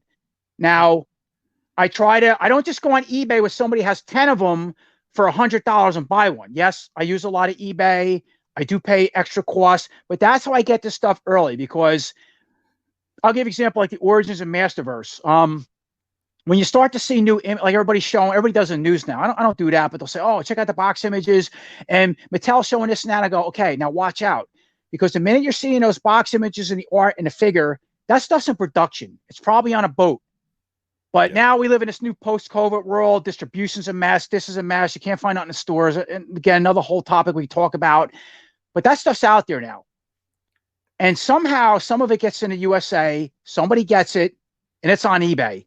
Or it's in Malaysia. Or it's there's the Polmart store, which is a little hidden store that the guys on Toy Habits, I love their channel, let me know about. And if you look, they'll get this guy out in California, gets these figures early. So I have an email thing set up, and it'll let you know. And that's how I get it. Yes. Just think about the King Grayskull debacle, the Masterverse one, where I actually did a Target pre-order. And when I pre-ordered that figure, it told me September of this year. Correct. And then next thing you know, someone on Facebook shows like a Target shopping cart, and in March, and he has a King Grayskull in his cart. And fast forward to like a month later, and my pre-order still hasn't shipped yet. But people are now buying him in stores and getting him overseas. And I'm like, this is backwards. Well, this is the thing I try to explain. I do a lot of research with that stuff too. Okay. So yeah, I pay extra money. I get certs, not everything, but things early. And I review them early because it makes my channel, because I'm just another nobody, another guy, unique. I like having this stuff early if I have the money, and I'm no richer than anybody else. I left my job, sickness. I have a pension. When I was working, I was making 3 times that. So, and then my wife's a big help too. That's how I do it. I had an annuity. I had some money I saved. That's how I get my stuff. But yeah, it's cool to have it and review it. And here's the way to look at it. Here's what I tell people. Most people, I've gotten comments like, oh, I really appreciate you go out of your way and you get the stuff and you show us that early. And that's an awesome comment. And I get people like, well, how are you getting this stuff? Your support, again, back to the scalpers. I'm like, look, man, I would do this regardless anyway. Now, not to the extent I've been doing it because to try to make the channel unique. So I am going a little bit outside the box, a little more money to get the things early. Yeah. But look at it this way. I have it. I paid a lot of money for it, and I'm giving you an opportunity, to look it over a month or two ahead of time, budget for it. Don't be the idiot. Let me be the idiot. Let me spend the money. Let me review it because you might not like it. I've got figures like, oh, total garbage, or that's awesome. So I'm the one making the ultimate sacrifice, to get this stuff early and it showed on my channel. I don't need to do that. If I didn't have a channel, I'll tell you what, I would just go on Big Bad Toy Store, which I do with some things, pre-order it, and when it comes in for $21.99, it comes in. That's the smart way of doing it. Don't be like me. Unless you have a YouTube channel, you're trying to be unique and you have to get things faster to keep up with the algorithm and to show stuff, So that's why I do what I do. There is an advantage of having something first or second versus having it 31st, because it gets to a point where someone's going to be done watching videos on a particular figure that came out. Right. But those first few, it's definitely helpful to grow a channel as well. So you have to. Yeah. You really have to if you're gonna. Yeah, it's having a YouTube channel. I don't try to be a big star. I am where I am. My health limits me to do so much more. I've had people ask me to do what me and you were doing. I've had a couple people. I've declined. I wanted to, but it's difficult. Even me and you, it took time to get together. Which is just great. I love doing this. I've had people say, "Oh, come to toy shows. Can you do this? Can you do that?" I would love to, but because of disabilities I have, I can't. Yeah. So I can only I do what I do, and that's what I do. So I make it up by buying some stuff. I have the money. Sometimes I don't have the money, credit card. And that's how I get it. And that's how I try to make things unique and interesting on a channel, especially with Motu. Motu is a big one, man. I get NECA stuff early. So my collection pretty much Master Universe. I do the Masterverse, Origins, Spawn, McFarlane Spawn too. That's a whole nother thing. I have Dragon. I have all this stuff. McFarlane really started putting out Spawn stuff again last year. Now that's a whole nother line of stuff going back earlier. The Spawn, I had Dragons, I had all this fantasy stuff, which I still have. But in 2008, when the economy crashed, he ended everything. So my heart was broken. All the Spawn lines ended, and he didn't come back with Spawn until Mortal Kombat 11 came out. It had Spawn as a playable character, which I did get that game. And I'm a big Mortal Kombat player. I can tell you a whole part of my life with Mortal Kombat. I have Mortal Kombat figures. 1, 2, 3, Ultimate 3, all that, but all the way up till 9. But Mortal Kombat 11, I didn't like. I just didn't like the engine. But for the first time, I always wanted Spawn in a Mortal Kombat game. He was rumored in 9. And it finally comes. I'm like, this is terrible. I can't play this. But I'm glad they did that because it opened the door again for McFarlane to start putting Spawn figures out. So I'm big into Spawn again. I collect a lot of NECA, like you said, the Alien, the Predator, the horror stuff, and Motu, Origins, Masterverse, and it's some Godzilla stuff and odds and ends. So that's kind of what I'm really big into now, what I chase and what I review. Yeah. So let's just try to circle back. You had mentioned, that a few times that this hobby, this joy of collecting has saved your life, which is really a profound statement when you think about it. And I think it had something to do with the medical challenges you had mentioned that you faced in later portion of your life. Right. But it's something you've been so amazingly open with, but never elaborated too much into it. But I'm betting if you do elaborate, there's probably a lot of people out there that would be able to relate to your experiences and be encouraged by your stories. So before I ask you, how did toy collecting save your life? I first have to ask you, what happened in your life that made it need saving? I'd say one of the first things is probably my childhood growing up, right? We talked about that. My father dying. Again, that's later on. That's what kind of flipped the switch to toy collecting. But I think toy collecting in a lot of us, there was a root that goes back to that. And it's just something what our generation grew up in the 80s with all the cool toys, the He-Man, the Thundercats, the G.I. Joe. Is just really unique. Everything seemed to have a personality. And then the cartoons, like the Filmation, it seemed to bring that into mix that well with the toy line. And for some reason, our generation holds that nostalgia, that feeling inside. And fast forward to where we're at now, it saves a lot of our lives, to answer your question. So yes, for me, it was my dad, it was my mom, it was a whole bunch of events. And I want to feel like a kid again because I think the world's nuts. And art, I think it's beautiful. I think the stuff is the creativity, the art. It looks like something jumped out of TV. I mean, we all grew up on movies and video games and how fascinated we are with that stuff. And now you got a figure, especially the way, depending on the company. Yes, like you took it right out of the game or movie. What more do you want? So so I saw my father going into my health challenges. I'd say around 2007 or 8, I basically, so I was, like I said, I was a toy collector, I was a scuba diver, I weightlift, I did all kinds of stuff. Worked 6-7 days a week. I went into the hospital for a minor procedure, leave it at that. Everything went okay. Now, at this time, I was dating my wife, which wasn't my wife. She was my girlfriend, right? To go back to that. So it was 07, 08. I went in March of 08, had this procedure done. And when I got out, a couple weeks later, I just felt weird, didn't feel right. Felt like I had the flu or something. I don't know how to describe it.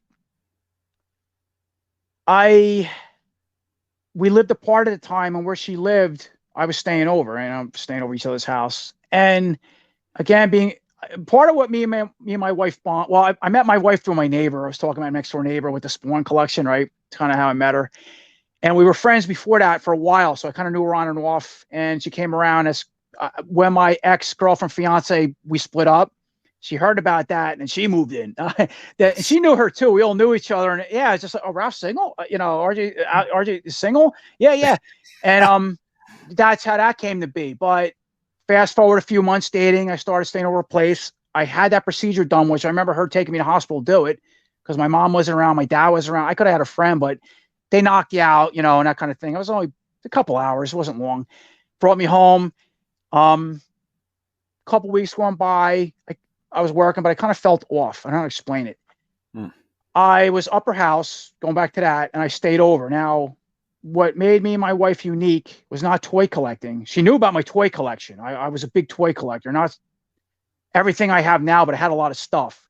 I had airsoft guns. I had that. And she was, oh, that's pretty interesting. So being that she's seen that as my girlfriend, I thought it was interesting and still wanted to date me. And we go out. She was fine with it. It was okay. It was cool like that. That kind of answered that question. Yeah. Never mind years later with the little hangout we did, but I was over her house and she was a weightlifter and so was I, and a runner.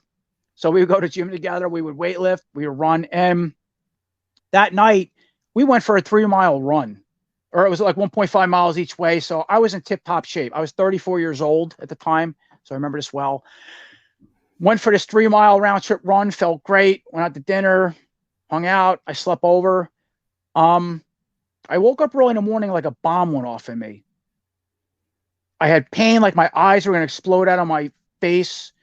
I had joint pain like you couldn't believe. It felt like my back, my spine was going to explode. I started getting muscle twitching. Now this was so I had the procedure done in March of 08, and this was, okay, so this was around April, going into April, or maybe even May. It might have even been a month later, so it was bizarre. But I didn't feel good before that. But so over the summer, there's no flu around. There was no illnesses because that's no, I had the flu and this. But I've had, as a kid, I grew up with everything you can imagine. I've had Lyme disease. I've had the flu. I've had this. I've had that. I've never experienced nothing like this. Didn't know what was wrong with me. Now she lived up in an apartment with 3 flights of stairs. I could barely make it down the steps. I mean, listen. I could talk 8 hours about this whole thing with you, what I've been through in the journey, the challenge. But to try to sum it up. She had to help carry me down the steps. Now we're fast forwarding week to week, month to month. I started getting worse and worse. I went doctor to doctor, to therapist, or to a specialist rather. Nobody could figure out what was wrong with me. Suspect I had Lyme disease because I was playing airsoft. I used to play airsoft before that, dressed up like a Marine and play guns. I did come home with some deer ticks. I got bit a couple times. Had some red marks, but never had the bullseye rash. But I went to a Lyme disease specialist. Oh, yeah, you have Lyme. I did test positive. So, again, that's a questionable thing to this day. Was treated for a year and a half on antibiotics. Now, I started getting worse and worse. I become bedridden. Ugh. Went in a wheelchair. Couldn't use my legs. Couldn't use my arms. I went to neurologists, rheumatologists, psychologists. I basically, in a year and a half at the time, seen 100 doctors and specialists. Went to the city. And nobody could figure it out. I was going to the special clinic with all these treatments and all this blah, blah, blah, blah, right? Somewhere along the line, a doctor said, well, maybe you have, it wasn't the Lyme disease because I was being treated like on amoxicillin and all these things, which wasn't helping me. Maybe I have a super infection. Now, I was already thought to have lupus that was questionable. And going back to my history, I did have reactive arthritis. So that was questionable too. And I was told, it was very identical to that, but I basically had 50 symptoms that you couldn't describe. Now, I was diagnosed everything from MS to systemic lupus to fibromyalgia to chronic fatigue syndrome to this, to that, everything you think of. And a lot of my now with the internet, I'm going on, now being my own doctor. And what's funny is I had 7 really good doctors say, this is one of the weird things. You got to be your own doctor. I mean, of course, you got to see a doctor and be on I've been on morphine, painkillers. I had pain go through my body like you couldn't believe. I've heard people that have been shot, that have been stabbed, and I only noticed because of people like me, and I'll get to what's wrong with me, lived the same experience, who have been shot and stabbed, and same type of, it's basically an injury, right? Said the pain you will live with and suffer with, it was easier being shot or stabbed or having a baby for females than what you're going to live with. So along the way, a year and a half along the way, this doctor, so I had a super infection or whatever I had, he gives me a bottle of, it was an antibiotic. It's a fluoroquinolone antibiotic. And I don't usually talk about this, but this is a great opportunity because anybody who's watching this and you're interviewing me and you're as part of the toy collecting community, that's what we're here to talk about positive, fun things. I don't really talk a lot about this. I have in the past if people got to know me, but I'm going to give everybody a fair warning. Now there's videos on Facebook all about people like me that's done nothing with, they had their own channels and own websites that talk all about this drug. It's called a fluoroquinolone antibiotic, and the name of it was called Levaquin or Levofloxacin. Now there's hundreds, just dozens of different listen to my words, fluoroquinolone antibiotics out there. So this doctor gives me a bottle of stuff, the Levaquin. I was already on 70, 80 different type of medications, and I tried everything. Nothing was helping me. I was just going downhill. It was a mess. I was in and out of work, but I went on a temporary disability. Now, I was already at my job for about 15, 16 years at the time, and my job was great. And they knew me. RJ's a worker, man. This guy, because people think you're faking it. They didn't know what was wrong with me. They thought I was going nuts. And my boss came over to the house one day, and I'm like this. I'm screaming in pain, bedridden, because I was out of work for a week, and I couldn't figure out what was wrong with me. To go, get an ambulance over here. This guy can't get out of bed. Took me to, I've been in the hospital, couldn't figure out what was wrong with me. They were pumping me up on Dilaudid, and it was this, give me tests. My tests would come out questionable, some type of autoimmune thing, but it was like lupus, but it wasn't lupus. I'll go back to your rheumatologist. Went back to him. He couldn't, it was like, it's a rabbit hole, man. But I was given this antibiotic through all this. Whatever was wrong with me exploded tenfold. So you hear how bad I was? Tenfold. Now, my wife at the time was my girlfriend. Now, we're being our own doctors through all this, a year and a half into this. She looks up the bottle on the side. It was Levaquin, right? Now I'm hospital ridden. I'm bedridden in the hospital at this point, real bad. She goes on the internet. Thank God. And it's funny when you go under this a medical rabbit hole journey, and certain doctors go, "Oh, don't go on the internet. It'll drive you crazy." Yes, that's true. But at the same time, the internet, when I knew where to look, saved my life or just gave me some direction.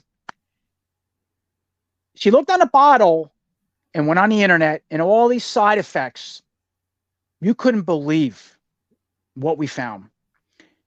Not only the side effects, but there was story after website after this of people sounded just like me. She goes, "Holy shit, RJ, that sounds just like you. It almost sounds like your original symptoms." I'm like, okay, so the bottle of pills makes sense, but what the hell was wrong? I mean, a year and a half before that, my wife came across this report. I call it the Bible of fluoroquinolone and it's called fluoroquinolone toxicity syndrome. It's basically what I'm injured or diagnosed with. Leave it at that, right? We'll just put that out there right now. There was a reporter that made a report called the FLOX report, LOOX. And in the fluoroquinolone toxicity community, it's called being FLOX. It's not even a real medical community. And what's odd is only 10% of doctors around the country even know about this. which is really sad. I've been over 100, and I've only found 2 to 3 to this day that's familiar with it and don't know nothing about it, how to treat it. So I treat my symptoms and manage all the illness and diseases it brought about with this drug did to me, and millions of other, hundreds of thousands of others. You can look it up. Devastating. But there was a report from a journalist. It was almost a 300-page report called the Flox Report. And the fluoroquinolone toxicity led to this thing. We printed it off, and I remember reading this thing page by page by page, man. What's scary is not only did it, everything I've been through, it was detailed right to, it was perfect. And it said, be careful. It said, do you know you could be floxed before you're even floxed and don't even know it? Did you have a medical procedure? Did you do this? I went, oh my God. So it told, and it had case reports. It's not only all the scientific stuff, it had case reports of people like me that went into a procedure, was given a bottle of pills. But a lot of these case reports of a perfect person in health, all right, thought I had an immunological thing, but that would come and go, would jog and weight lift and all this crazy stuff like me, work every day, would go get this drug and just like a bomb went off on you. So I went back to my original medical records at the hospital. Now, a year and a half later, I go, what's the odds of that? So I had to go to their records department, and I had to, now I already had a records this thick, everything you could think of. I went back to the hospital. We had to play this game. I wanted to see my medical records from that procedure a year and a half prior to that. And it took, 28 days to get it. I had to pay $30.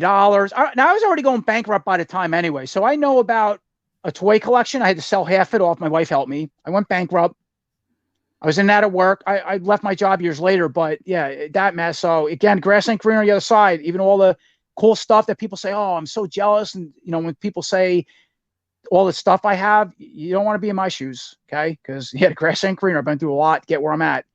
But going back to the medical report, we get it, flipping through pages, and part of the medical report is what was done. I wanted to see a list of the medications that I was given when I was under the knife. Dude, Levaquin, 500 milligrams IV they put in me. Now, what's interesting with that drug is that it's a third-line antibiotic. Should never be put in anybody. It was designed for anthrax.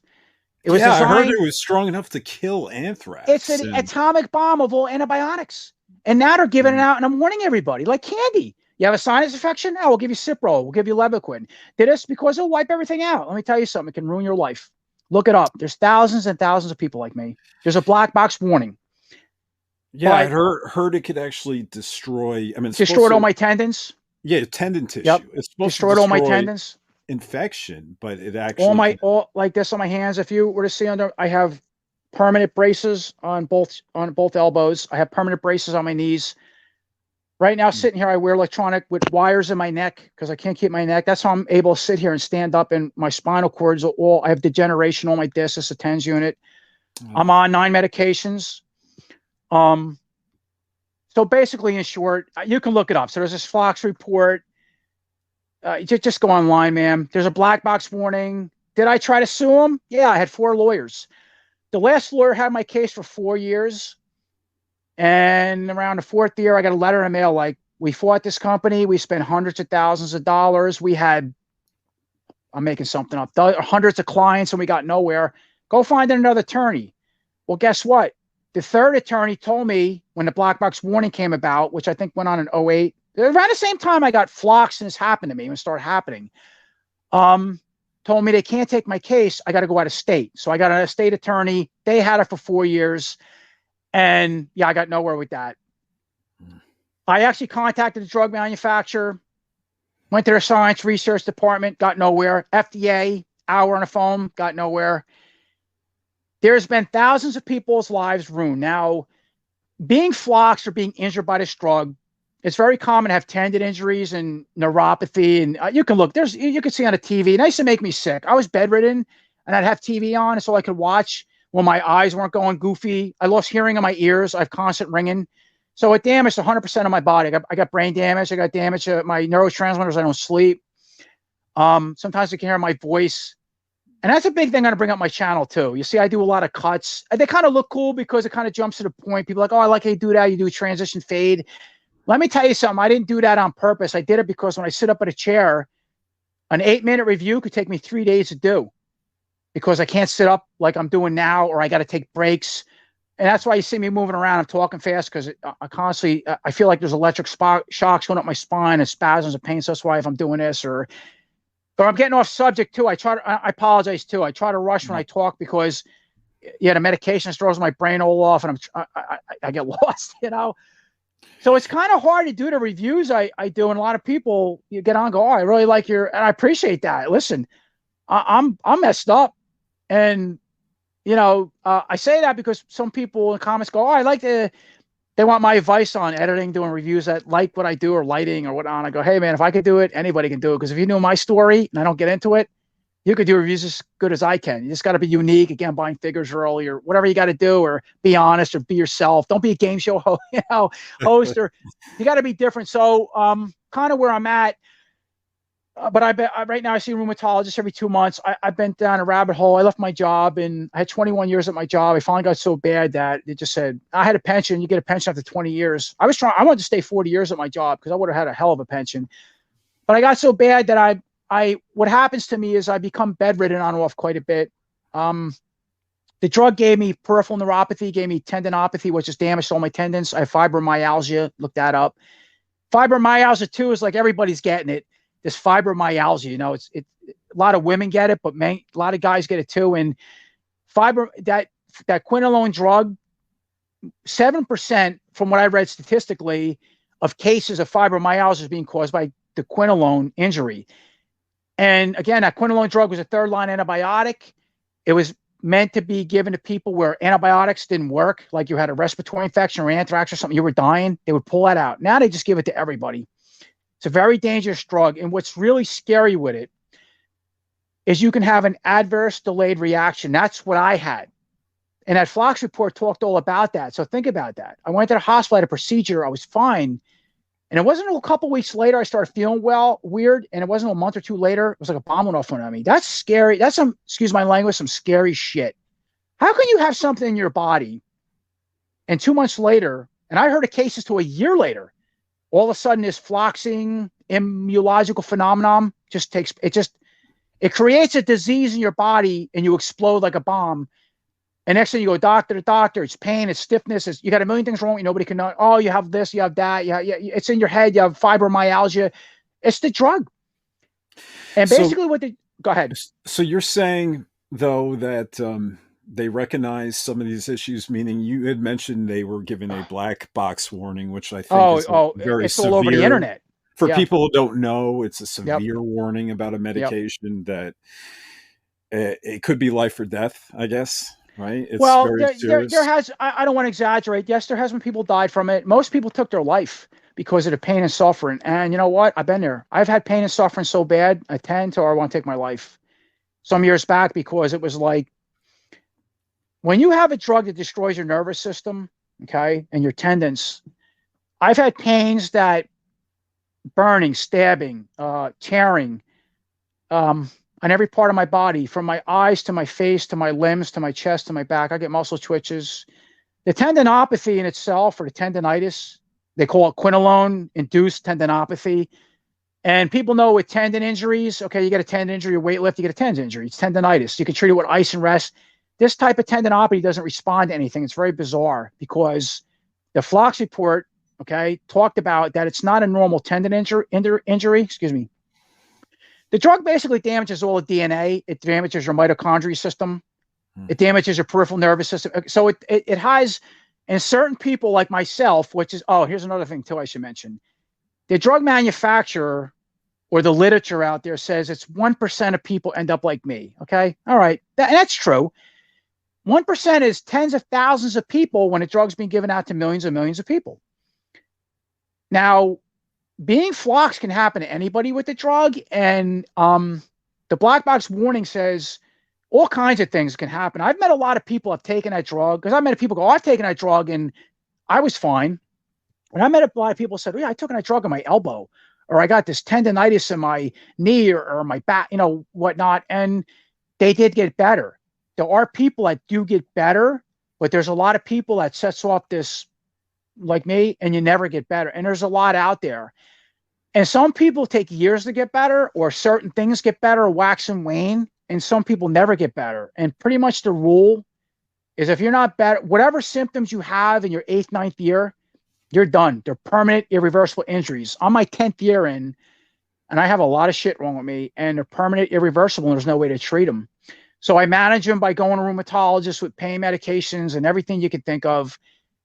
They take the edge off, but I can't have a normal life. I can't go on vacation. I have to be very careful what I do. If I overexert my tendons, I'll pay for it the next day or two. And if you look up fibromyalgia, chronic fatigue, or any of these lupus or any of these illnesses, it's very similar to that. Somebody has a good day, they push themselves and do too much, and then they can't get out of bed for 1, 2, 3 days a week. The flare, they call it flares. Or in my case, they call it cycling. So it's kind of what I live with. Yeah. And here I am. Yet you're such a positive person, I wasn't always, man. I wasn't always. Let me tell you something. That I'll bring a good point up to that too, just so people can understand that. When you go through something like that and you can look it up with people too who have been floxed, right? But anybody has chronic illness. I'm not the only one. Listen, there's some bad stuff out there. There's people like my dad, Lou Gehrig's, MS, cancer, lupus, which I have. Oh, the drug gave me lupus. And it was funny you caught that in our text, because I was like, yo, I have lupus. You go, okay, lupus could be, because I don't try to get into this because you see how complex and how long it is to talk about. And you were like, well, I told you, like a drug, it was drug-induced lupus. You go like, yeah, but and you're smart, and I give you credit because a lot of people don't catch it. Oh, yeah, you got lupus, my sister, my blah, blah, blah. And it's easier just to leave it at that. But you were like, well, yeah, but if you cease the drug, doesn't lupus get better? And you have me. I'm like, yeah, you're right. But this type of injury, it's a little beyond that. You don't get better. Yeah. Where normal drugs that create lupus, and there's several of them, there's quite a bit of them, when you stop the drug, the lupus goes away. Mine didn't, because it wasn't just a normal type of lupus. The drug caused, again, tendon, immunological injury, permanent, irreversible, nerve. So now my immune system is doing all this bizarre stuff, and it's creating this lupus-like mixed connective tissue, and it's not going away. And you would be able to explain this better than me, but for anyone listening who's not aware of lupus, I think lupus is basically, the easiest way to describe it is like you have this autoimmune system. You're correct. It's supposed to attack bad things affecting your body, and instead it's attacking your joints, body, muscles, and tendons, right? It's like having a guard dog, that's supposed to protect you from invaders, and it starts attacking you. Right. Primary lupus, systemic lupus, which that's what I'm being treated for, and I do take Plaquenil for that. It kind of helps, but basically lupus attacks what's bad with primary lupus, attacks your heart and kidneys. My wife has a friend that has that type of lupus. It deteriorates your joints, all that kind of stuff. Now, this quinolone injury too, as I said, in a case like mine, 1%, it affected several mechanisms in my body. Okay. And it also gave me a degenerative type arthritis. So it broke down a lot of my discs. I've had injections in my neck. So as I sit here, I also have degeneration breaking down. My right hip, I lost 30% of the cartilage because of it. My left hip, I don't walk right. I have a cane when I go out, that kind of stuff. It's very similar to that. But primary lupus. So it's basically, they're all autoimmune conditions. And when I have blood work, I basically come up with some kind of bizarre autoimmune condition, but it's not specific. The primary systemic lupus is what's very weird.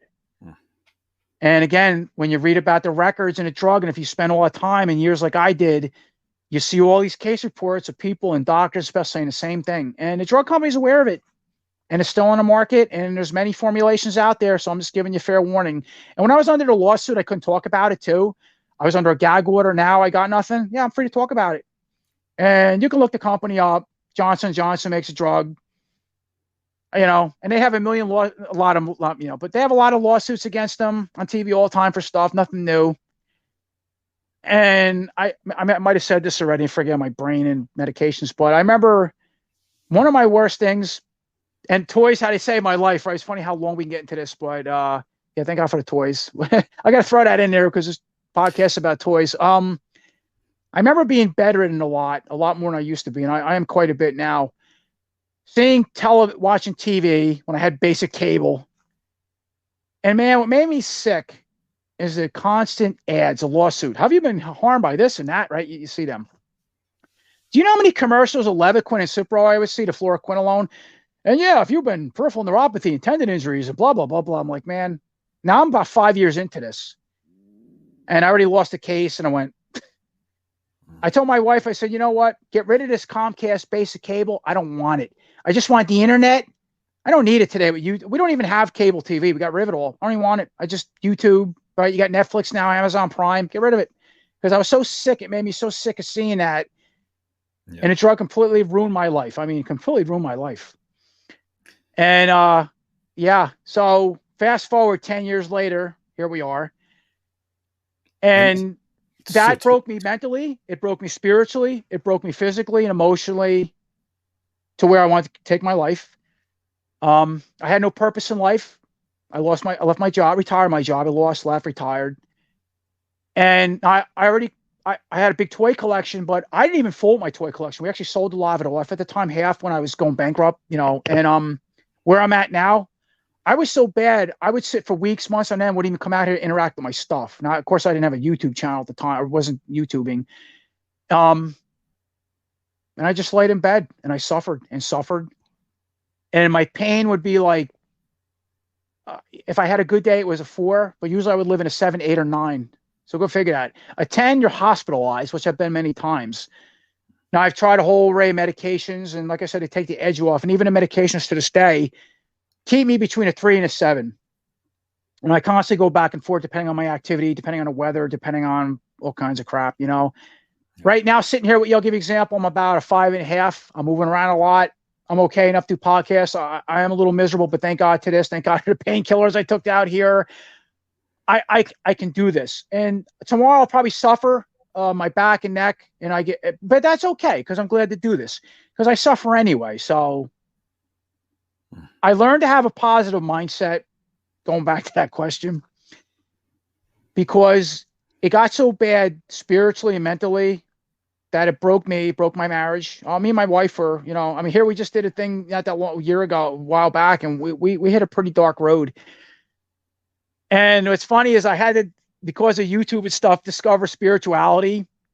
I wasn't the most religious person. I mean, I believe in life after death and ghosts. Oh, I got some cool stories with that too.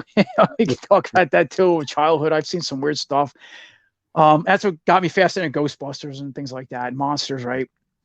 But spirituality, what I mean by that is meditation. And again, with the power of YouTube, thank God, it saved my life. So I got big into that, and it just put my mindset, it just in a better, positive. I'm in a more positive mindset now, and I always was. And in YouTube, I had to be that way, but off camera, if you don't know that about me, going back only a few months ago, I was in a really dark place, man. I had severe depression, anxiety. I was really bad, So people like you reckon that, and I appreciate that. Like, oh, I always was at heart, but I was pretty broken. But now I have no choice. Failure is not an option, and I have no choice. I can't let this beat me. I have to believe every day. And I've had this question, like, how do you deal with that? The toy collecting, so getting back to that, saves your life, right? And you have to have hope. I have hope that there's going to be a treatment, there's going to be a stem cell. With that drug company actually talking about it, admit it. And they go, you know how we're going to help these people? We're going to create a stem cell research and a therapy. And they actually, and there was a Facebook group that held them to that. And the same drug company was actually doing it in trials for 2 years. And they go, you know what? We're not doing it. So, and that made sense to me. The only way to fix somebody like me, because you damaged all my cells, you damaged my mitochondria, you broke my DNA, what the drug did, and it can't repair itself is a problem. And the only hope is stem cell. And even if they come out with that, how effective is going to be? You think my insurance company is going to pay for probably hundreds of thousands of dollars? I can't imagine. Yeah. But I have hope for things like that. And that's what carries me on at this point. It's the toy collection. And that's what saves my life. And also interacting with people, and what started me and my wife to start the channel. It gave me, going back to what we talked about early, purpose in life, because I love toys. I love talking about it. You can say I can talk. I got a big mouth. So it made me a good YouTuber. Doesn't mean I'm professional. I'm far from professional. I just talk how I am. I script some things, some stuff I don't. but most part I don't. And, it helps me connect with other people. Yeah. And what I really like out there, being honest, is people like yourself can see that, and people who subscribe to you and you get to become friends with in the comments. And I'm the type of person, like I said earlier, I answer every comment, or at least I try to. And I don't just say, oh yeah, hi, thumbs up. I mean, some stuff I do. Some people will say, oh, they don't want to talk, so they'll go thumbs up, good video. And I'll do the same thing. But I'll have somebody start a comment like that, and I'll respond like that. And they'll come back like that, and I'll do like that. And I'll give you all the time and attention you need, depending on how I feel. Where there's people on the YouTube stuff, saying, oh yeah, if you membership subscriptions, and I could do all that. I don't do that. I mean, good for you if that's what you got to do. Or, oh yeah, I'll talk with you. I've seen people like mention that, like if you're, for $3 a month, I'm like, if people ask me, oh, you should do a subscription. I'm not going to do that. I am monetized. Me and my wife are. We do make a little money with the ad revenue, but I don't. They have a new thing now where it's a tip donation tab or something. I don't mention. I am now. I mean, yeah, you want to support my channel, donate, but I don't ever say that, where a lot of people do. And I get it. You got to market yourself, but I treat you like your friend, and like we're two people hanging out, and you're very important to me. A lot of these people, and I bring that up because it's amazing in the comments of how many people got to know me and trust me. We become friends, share their life stories with me. And do you know how many people out there who suffer mentally, depression, their wives, or in this case, going back to wives, hate their stuff, suicidal, they're disabled, they have a lot of chronic pain. This is stuff people have been communicating with me quite a bit. And then they open a door at me because they must have heard me talking a little bit about my illness, but I never really got into it like we are now. I really appreciate that. To anybody watching this, that means a lot to me. And I'm glad that my channel and what I do means a lot to you. So you see how it all comes full circle, this toy collecting? We're all in the same boat.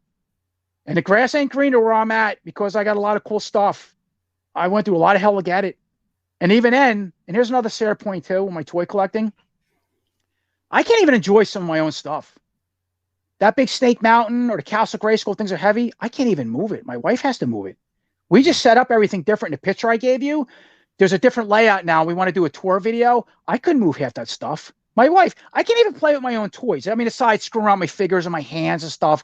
A lot of times my wife will take things out because of my tendons, or I can't sit up long. I can't even play with my own toys, and I got a garage full of stuff. How sad is that? Because of the disease, the illness, the pain, this injury I have. Right. So don't feel bad out there. The grass ain't greener is what I'm saying, and it's important. You guys mean a lot to me. And listen, whatever you want to share with me, I'm here to talk about it with you, because I'm in a very similar boat. I'm not rich. I'm not, so yeah, it's one of those things, I guess. And, that's awesome. And it's inspiring. And, and just in general, the community of it can be so rewarding, Absolutely. And just the art of collecting, it's not our fault. We collect. We were programmed at an early age. You remember Absolutely. Every television toy commercial announcer told us, collect them all. and on the back of the action figure box, we were shown the whole line of figures. Get the entire line, But now you have a term for that. It's funny where we're at decades later, and you have all these new terms. I use them a lot. I think they're great. Nostalgia, completionist. I would sort of consider myself a completionist with some things, but not everything. If I don't like something, I'll walk away from it. I won't buy it. I won't review it, because I want to be honest. I like it. I'm showing you what I like. I'm trying to be positive about it. If something's bad, I'll call it out. But at the same time, I do like the card art thing, and there is a part of me that wants to collect them all. Yeah, so I totally get where you're coming from, and we're all like that. Yes, it's very. Seriously, collecting, gathering has always been a rewarding function of human behavior. I mean, as old as time, you can even find animals that collect, and when you're called a pack rat, there's a real pack rat that actually collects things. No joke. Hey, man, that's another a good point too. Yeah. And you gotta be careful with the collecting. I've had these questions too, because in a way, it's kind of it's hoarding in a way. I have bins and bins and bins of stuff with all bubble wrap put away. Now I'm very meticulous. One thing with me, I have that type A personality. I'm very meticulous. I don't like dust. I'm very neat, but my health prevents me of cleaning properly. So my wife takes care of a lot of it, vacuuming and moving things around. And I got it. That's another interesting thing to a topic about toy collecting. How complex it can be with where you're going to store your stuff, going back to the girlfriend, the wife, or what your Yeah. other half or boyfriend, right, thinks about it. Where you're going to store it. You got to worry about humidity, mold issues. I have a dehumidifier. Your fires, stuff getting stolen. Collecting, you don't control your stuff; it controls you. You got to remember that. So It for something controls that's you. so rewarding, it's Well, kind of a curse, and you got to have there's a strange balance with, and then the cost, and then trying to collect them all. Yeah, you know where you're coming from. Now, I want to well, ask you a question too, real quick. What is we kind of go off topic a little bit, but what is your? Are you married or you have a girlfriend? I'm yeah, sorry. no, I'm married, Okay, and cool. I thought you said that. Yeah. What does your wife think about your current wife now? Think about your toy collecting. How does she handle it, or what's her thoughts on it? well, look, You she see taught. my wife in the video, and she kind of pointed out my flaws. And I'm sorry, we Yeah, got to, but that real quick, she was honest. And yeah, going back to the YouTube video, she kind of got off track and forgot of all the stuff we're getting. But at the same time, money too. She's like, "Where'd that thing come from?" And I don't remember that, and this and that and that. And there was some things that I got that I didn't review, and she caught the eye on with all the mess I got. And she's like, "What did that cost?" I'm like, $60, $100. Uh huh. You can't blame them because the stuff is. Listen, my house, all the bills come first. I never through my mess and lost a job and my pension. I've never missed a bill. Things are getting tighter and tighter. This month, for example, trying to get that Eternia. But yeah, my wife works, but money is and the toys are getting really expensive too. That's another thing too. It's getting very costly, and to collect everything and just to keep the collection going, whether reviewing or just for collecting personal collection, your collection, it's getting costly, and the women aren't stupid. They see that, and yeah. especially if there's bank account, they go, yeah, well, my wife too can see $59.99, $100. Some I've had months where you spend $200-$300 on stuff. That's a lot of money. Yeah, So my wife laughs at it. I mean, look, for years in my marriage, if you came over to see my collection, I would take you to a bunch of totes in the basement and in the attic. And yep. I'd be like, RJ, you see those blue totes? That's my Motu collection. The green ones over there, Predator. The gray ones, those are my comics. And that's how I kept my collection. And the reason was, for a long time I just didn't have the space, and I never felt right about keeping my collection in the common area, just out in the living room. Yep. I did once have a dresser next to my bed that had a hutch, and I was like, that size there with those little shelves. NECA wouldn't fit there, but I probably could fit some Predator Eagle Moss statues in there, which are like 2/3 the size of NECA. So the next thing my wife knew, Predators began appearing on that shelf. And, she suspiciously squinted with one eye and watched that Predator collection grow, next to my bed. Sounds like And, me, yeah. and she watched, but she laughed. She'd love to tease me about it. She'd say, when I go to bed, predators are going to get me, and That's cool. yeah, so she's been accepting about it. But in the terms of toy collectors, it's gotten better, but there's still some kind of stigma associated with toy collection in society versus other forms of collection like sports memorabilia or model collecting or stamps or coins or even collecting hardcover books or magazines. We, the action figure collectors, are often incorrectly perceived as, immature men and women who, The man child. Yep. That's what I was. yeah, Yep. Yep. haven't grown up, that are subsequently labeled as less than. And then sometimes there's a prejudgment, that is made, like, oh, he has a shelf of action figures, he must be immature, even though it's exactly the same thing as other forms of collecting, and probably one of the best out there to double, triple, even quadruple your value, whenever you do decide to sell it. I think toy collecting today is well, like anything, it's it's more socially acceptable, like all kinds of weird things, Gotten better. out there. Yep. Right. Yeah. That's awesome. I mean, being gay in a day wasn't, and now it's open. It's awesome. You could be who you want to be. There's a lot of judgmental people too, and you're going to find them. It's going to be on the internet. And hey, everybody's got the right to their opinion, I think what's interesting is going back to my early days of toy collecting. I want to say around a few years into it, think about one of the most infamous movies that came around that really showed a man collecting toys. Was the 40-Year-Old Virgin. I love that movie. I love that movie. And when that movie came around, it was released, I think, in 2004. So I started in 1999. I was already pretty heavy into Spawn. Mainly Spawn stuff. That guy got in a little bit later and whatever, all kinds of stuff I had. I wasn't into Motu then because I got into classics. I came a few years later. But that was the greatest movie. And at the time I was with my ex-girlfriend that was really cool with it. And when we seen it, and my friends and people at work go, "That's you. That and the man child with that name." And I go, that's you. And I love that. That movie was so cool. But I'm like, he's got all his vintage stuff and going back to them soldiers. Remember he had like the I don't remember if he had G.I. Joe, but if you look at the background of that movie, and I watched it quite a few times, he had some Spawn figures in the background. He had like a lot of vintage. Yeah, maybe it was G.I. Joe and stuff. He was selling on eBay later on. Some Marvel stuff too, I think. Yeah, like I think all of that. Yeah, Marvel, and they were playing Mortal Kombat. The scene where they were playing Mortal Kombat Deception. I love that. It was one of my favorite Mortal Kombats on PS2.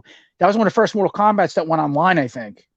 And I played hours and hours and hours of that with the friend Tom up the street. He had his own apartment. We played a lot of that, collected toys, so I have a lot of memories. But it was cool. They showed all that. And that movie, I think, to me, in my mind, really started to open up the door on the adult toy collector.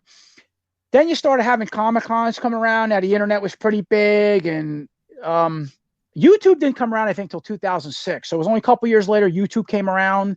Yeah. And I remember going on YouTube for the first time, not dial-up. I just got in Comcast high-speed, thank God. And at the time, YouTube, well, you needed that for the streaming services that came around. I think Facebook might have come around at that time and all that, and YouTube was interesting because I started watching people play airsoft, and we actually had a couple airsoft. I might still. I have a very popular airsoft video. Me and my buddy, before I got ill, we had these tracer rounds on the gun. It's called Airsoft Tracer Rounds Part 2, and it's on YouTube to this day. And you could see me running around. We had a team playing it at night. It's really cool. I have night vision. I have Generation 3 night vision. Oh, we had some cool. We had crazy stuff. So I remember watching that. I remember seeing toy collector videos. I'm like, man, this is really, really wild. So it really opened a door for that, I think. And then as time went on, Sandy. So I said to San Diego, I guess, I don't know when that came around, but that started becoming big and people started dressing up. And now it was funny because I met other people like me that would go off to Toys R Us, KB, and McFarlane, and all these toy companies. I think Hot Toys come around, and so NECA was becoming big, and McFarlane. But if you looked at a lot of these toys, they were really bizarre to me because they didn't look like something meant for kids. They looked like something for late teenager adults. And that's what they were going for. I didn't understand it at the time. I just thought I was messed up in the head and wanted to collect toys. But a few years into it, I go, oh, okay. Even NECA, as you know, started getting into Predator. I remember, so I was big into McFarlane. I remember I was going to this treatment clinic. I was getting all these weird IVs and doing acupuncture, and I was doing all this weird stuff. I did about 9 months, and they kind of knew that the drug injury. They were one of the first people understood about the drug, but they didn't know how to treat it. But they were trying all kinds of crazy stuff. My wife would take me there, and I would have to use a wheelchair. I couldn't walk. I'd walk a little bit. My legs would just, but she wheelchair me around this mall. And I remember going into I don't think it was KB, and it was a smaller mall. It wasn't the first one I went into when I first started toy collecting, but it was like a Hot Topic, I think, right? Now, Spencer's and Hot Topic, those places started carrying the odd McFarlane and NECA stuff. Now, I never heard of that. I might have heard of them at the time. They're like real toys, but I don't think I had. Maybe I had one figure from them, something like that. But I was the type of guy like, oh, it's got to be McFarlane or nothing, right? But yeah. But then McFarlane, I wish McFarlane would make this and this, and he didn't. But as you expand your mind, thank God I did, I discovered NECA. So she's wheelchairing me through this Hot Topic or something. I remember seeing some NECA predators. I think it was, and some aliens out. And I remember looking at these packages. They were so awesome. The detail, I'm like, who the hell is this stuff? We picked up a couple of them. Well, that opened the door for NECA for me, because McFarlane was kind of doing his own thing, and he made some it was the horror. He had a horror series, right? That had Jason the Freddy, which I had some of the stuff, the NECA the Predator, but NECA stuff, McFarlane stuff is incredible detail, but he kind of put his own weird spin on those figures. They didn't look accurate, and I still have them. NECA did it right to the movie. I mean, as best as they could for the time. Now, the stuff, and I just did some NECA Predators, unbelievable. Yeah. So that kind of opened the door for me. But the adult toy collecting really started firing up around that time. And well, anyway, look where we are now. Look, two of us, and there's a million of these podcasts out there, and YouTube review videos, and Comic-Con. It's crazy what's out there. And there's so many of us like that, man, and women that are in their 30s and 40s that just have man caves or woman caves full of this stuff, like you're saying. And I'm going to make another interesting point, too, because you just opened up something in my mind about you with totes and the little shelf. Now, getting back to the story I told earlier, my girlfriend with the TV stand, the Amanda Armin spawn, so forth and so on. When I started getting big and collecting with her about a year later, I had a custom case made. Now, I actually it's over there. I showed it in one of my videos. I did a tour on it. Is that with the glass? Yeah, the big glass case. I spent $1,000 having a custom made. I had all these soldiers in it, the Ultimate Soldier, which I collected. And then I got into another soldier line called Dragon Models. That's a whole other part of my collection we could talk about. I got real big into that. Had about 100 soldiers, German, Iraq, World War II. Unbelievable detail. And I just did a video not that long ago. I was looking for something to do, and I had them in storage, and I took them all out. I sold a lot of them off during my bankruptcy at the time, going back to that. But I kept about 30, 40 of them, and I put a bunch of them out, not all of them. And I was just showing how well that stuff holds up. The Dragon models. Now, the Ultimate Soldier that got me into it, they were 12-inch. I got rid of all of them. I didn't have a YouTube channel. I had a lot of them guys, and the Dragon models was a better version. They were designed for adult toy collectors, specifically to collect 12-inch action military replica soldiers. So I got into that around at the same time as Spawn. But I had the glass case design just all for them. Later on, I started, and that glass case was in my spare room. And then my collection got bigger and bigger. Now, what I sit in here behind me, and you've seen the tours on this is a 12 by 28. Considered a shed, but it's actually a garage. I don't have a garage door, but it's built like a house. And I specifically borrowed money at the time. I had this built in, I think 2005 was completed.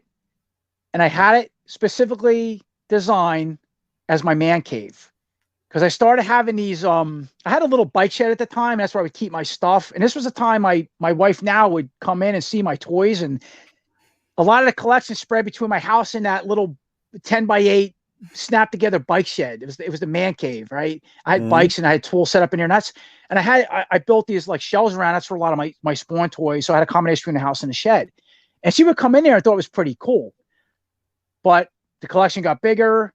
I had this man cave shed built 2005. And I remember me and my buddies before I got ill did all the work. We had the outside, I had the framing done, but we did all the inside. All the custom work's done by me and my buddy Tom and his brother. So we did all the work. I put pergo floor and a light, all that stuff. My neighbor did the electric, and I pulled all the electric. He wired it all. I pulled it all, and now what you're seeing, that's where all my stuff is now. And I have one little shelf where I lay at night in my bed with a He-Man. I have a classic He-Man. I have a lobster boat that I built reminiscent to my diving days and my father's a commercial fisherman. That's why in my tour I have sea creatures and all that weird stuff around, a coyote. And that glass case store, I have a lot of them. That's a whole nother psychology of my collecting, because I always love miniatures. I always grew up in the water to see creatures. I wanted something peaceful. I talked about that. It's a dedication to my father. Yeah, my scuba diving, and that's why I have all that stuff. So that's kind of weird, because you come in here, I got Spawn, monsters, Motu, and then you go to this 200 PC creature thing. You're like, what the hell is this? and they're really highly detailed, and they come from Japan. That's all Kyoto, so that's a whole nother thing. And I got a whole tote of that stuff. But right now, everything is in a man cave, and I only got one little shelf in my bedroom with a He-Man, with a boat, and I have a Predator, just so I look at it every day, just to remind me of how important my stuff is in the shed, where days I can't get out of bed and do reviews and enjoy this collection. So yeah, that's it. So which is your favorite? I mean, if you had to pick like one favorite Motu figure and then one favorite figure overall, man, if you had to, you know, gun to the head. Oh, I love this one. Yeah. What would you? Well, that's a good one. If I had to take, that's a good. I thought about this whole place ever burnt down or the world end, and I had to take. I always gave myself. All right, you're killing me here. I always gave myself a dozen favorite figures, but we'll go with the one. I always go with a dozen. Well, it would be my Motu Classics in card that I always show in my review. I always have everything card. I get people make fun of me like, oh, why isn't card? I go, because I paid a lot of money for that. And hey, you want a comparison at a card? Wait till Pixel Dana gets it. He has everything at a card or somebody else. I'm not here to show you the classics, a review on the classics. I'm just kind of showing you the card next to the Origins and Masterverse, what they look like and blah, blah, blah. I'm not, it's that kind of, it's a weird thing in a review. I tried to bring them in, but I try to show you how good the Masterverse or Origins did and how cool the class or hold up or something like that. But to answer your question, and I'm looking up at all my classics now, they're everywhere. Oh boy. All right. If I had to take one figure out of all my Motu Classics in card, and that's my favorite line, I'm going to have to go with He-Man. I'm going to take the Classics He-Man with the chest armor. And I actually have one out of card. If you can spin the camera, he's behind me. I got one out of card and a Battle Cat. See my hand? Yeah. So that's a Classics Battle Cat, and that's a Classics He-Man. He's got a 2000X Power Sword, and that came from the 2-pack when the Classics first came out, the Superman He-Man 2-pack or something like that. That's where he came from, because he has yellow wrist bracers. He has some variations compared to the He-Man in card. Now, I have all the classics. I have every one of them. I'm missing a couple guys here and there. I have I have all the classics collection. I'm probably missing about several things because I just didn't want them, or I just money at the time. I got She-Ra and Swiftwind, but I never got. I got Bo, but I never got Bo's horse. I didn't want it. I never got a Granomir, that dragon, which is cool. You kidding? I know. It's on the list. It's on the list. I did see one on eBay for like $500. There's Granomir right there. Oh yeah, you're killing me. You see, you beat me there. All right, you got me. I see him. Yeah, I can see him. It's the red one. Yeah, it's the red one. The red. Yeah, there's a red and green Veer. I never got a Granomir, but I do have it written down. And believe it or not, every other month I go, I'm going to get a Granomir.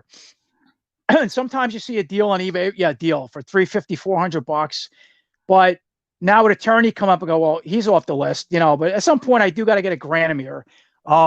You got to have it. I have all the stuff. I got the classics, I get everything. And but there's several things I don't have in Granomirs, man. There's the green one from the mini comics. You have it. You have the green one too? No, I went for the Filmation one. Yeah, I think the green one was a San Diego Comic-Con, right? Yeah.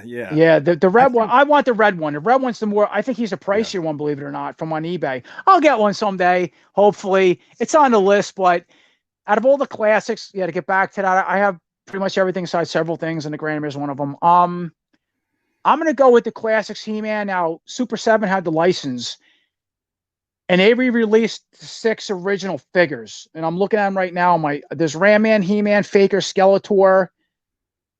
And Teela, but I didn't get the Teela because I already had the classics. I have a couple different versions of Teela, so I didn't get the Teela.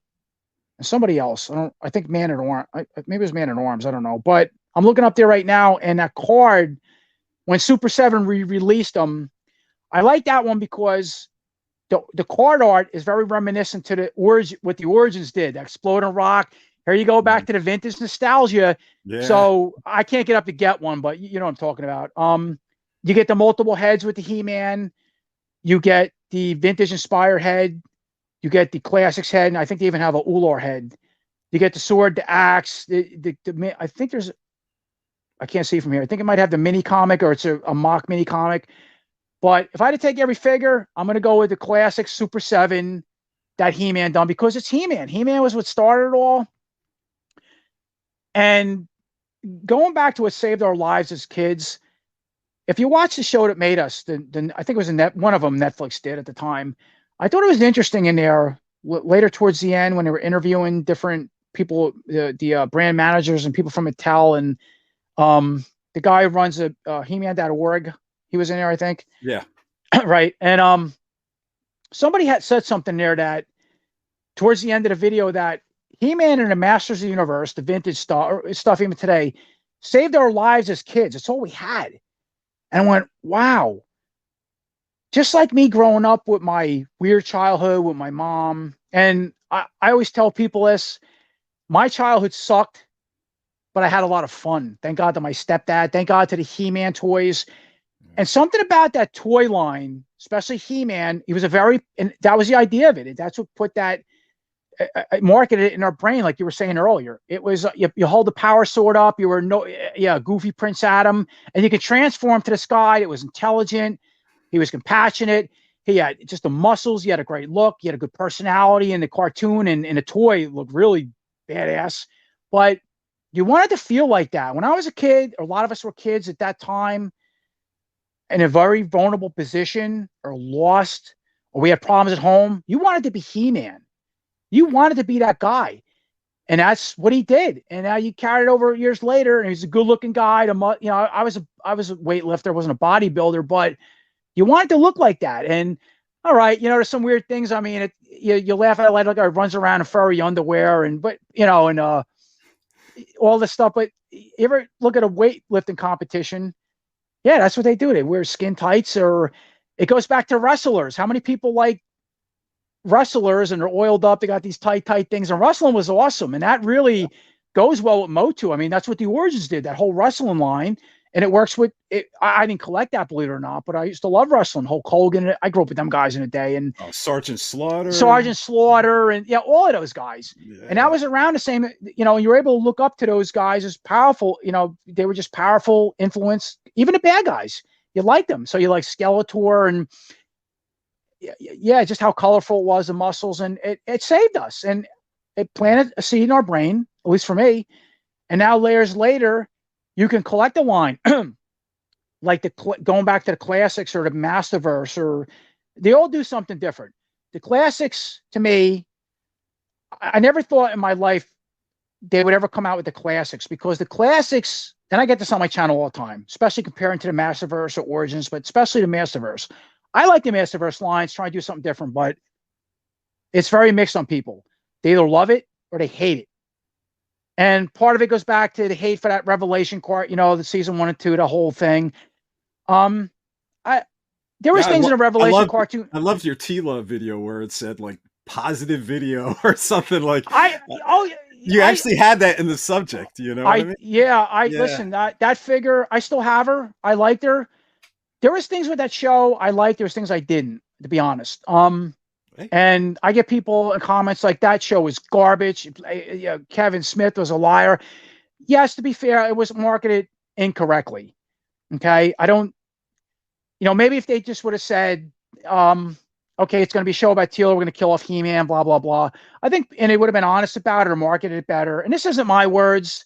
I kind of thought about it as I listen to other reviews. I go, yeah, that's the truth. I got to be honest. And I like Kevin Smith. I like all his movies, Chasing Amy, Dogma. I love the guy. I love his movies, but all right, I don't know what went wrong. Maybe he had an influence from Hollywood, and we got to make it more this and that, and make her a stronger female character, because you see a lot of that in a lot of our movies today, and that's a whole nother thing people rip apart. And they're making a whole female and this and that. Yeah, it is what it is. That's what people do. There's things I don't agree with. There's things I do. I mean, you got to try different things. But I did like that Teela. I really did. When I got to 2.0, and I remember saying that video, but hang on to your horses. They're probably going to make, if the Masterverse line continues, a 2.0 to look like the cartoon. I don't see why they wouldn't. And a Beastman, and they did.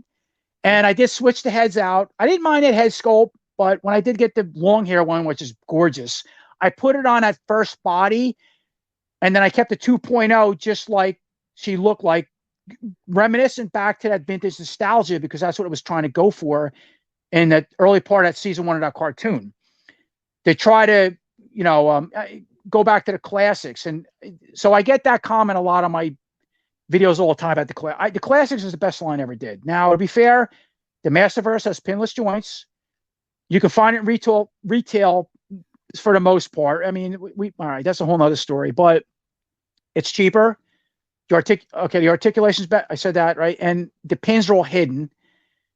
And if you couldn't afford the Classics, it's the best option to maybe get a newer He-Man, to get your Teela, to get your Spike Ore, and they look pretty cool. And they do go well side by side with the Classics. And there's even armors in certain parks you can mix and match depending on a figure, not every figure. I think it's a great line. I love the Masterverse, but the Classics I think was the best line ever made, because not only the figures, the way they were modernized to look like the vintage, but just the packaging, the accessories that come with. I mean, it's like taking that vintage toys we loved as kids and making it, a more modernized adult, with better aesthetics, better sculpt, better deco, articulation. What's still pretty good. Masterverse is better, and you can tell it's definitely for the adult toy collector, and that's what it says on it. And that's the greatest line ever made. But unfortunately, the Classics line ended. And Mattel, they kind of did throw hints in a some months back. It might have been Sandy. I think Pixel Dan or something was interviewing them, and he goes, "Hey, will you ever bring back the Classics?" Because that's always something people bring, and they go, well, you never know. So for now, we got the Origins and the Masterverse, and that's the best we got. But the Classics are my favorite line, and that He-Man will be the one I take, and he's my favorite, and that's why. Yeah. There's a lot of things to touch on there. So I am. We can talk. We're jumping back and forth. Yeah. You open this door, it's a rabbit hole. There's so much to talk about. It's just how deep the stuff can get. Well, first, my favorite figure comes out of the Classics. If I had to take one figure, what would be yours? It would be the He-Man the He-Man 2.0, the Club Gray Skull Filmation, not the Super 7 one that comes with the 3 heads, the robot head and stuff, right? But the Club Gray Skull Filmation He-Man. I actually have that right next to Skeletor, right there. It's hard to see. Now he didn't come in a box. He came in a regular card art with the. No, he came in that slip box. Yeah. Oh, he did. Okay. Cause I have the other one. I have the 2 Super 7 made, the Skeletor and the He-Man. I have them hanging up in a card art from Filmation with the multiple heads. They're great. They look like they jumped right out of a cartoon. But I think this one was better. I think it's an actual different head sculpt. Okay. It's hard to see, but I know what you're talking. I don't have that one. See, I didn't collect all the Filmation from Super 7. I collected all the Classics and some, but not everything. It's I kind of by that time the Origins and Masterverse come around. I think Super 7 lost the license anyway.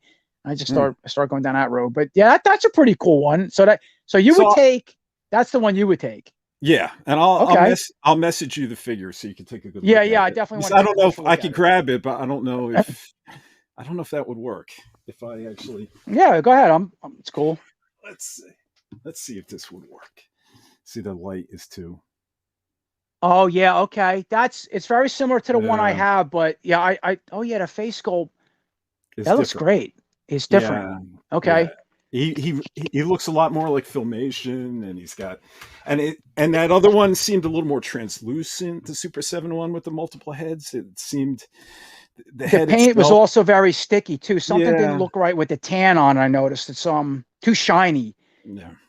Super 7, I'm glad they took the license with the Super 7 did have a lot of QC issues with a lot of the figures. That was unfortunate. That's the ones I got to take out. I have a lot of their Classics, and I don't have them at a card, so maybe I have a couple spares. I don't know, but like I love Thundercats too. I grew up with Thundercats. I have Wave 1, Wave 2, and some odds and ends from Super 7. Like Wave 2, for example, took 2 years to get.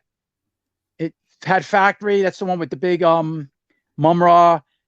Came with Tigra. Yeah, and I reviewed. I might have showed him. I think I reviewed the Mumra of all of them. I just kept them in a cover. But even empty for 2 years, and when I took the figures out, oh my God, the QC issues. I went, just put it back in a card, put it back in a bubble, put the little things in I kept the Min-On card collector and leave it alone, because it's not aside looking pretty. They have a lot of QC issues, unfortunately. That's sad, but. So, Art, to go back to everything you touched on, I do think, even though Classics is considered the superior line. I do think Masterverse has exceeded it in certain figures. Like That's true. I think Masterverse has been better with the female sculpted heads.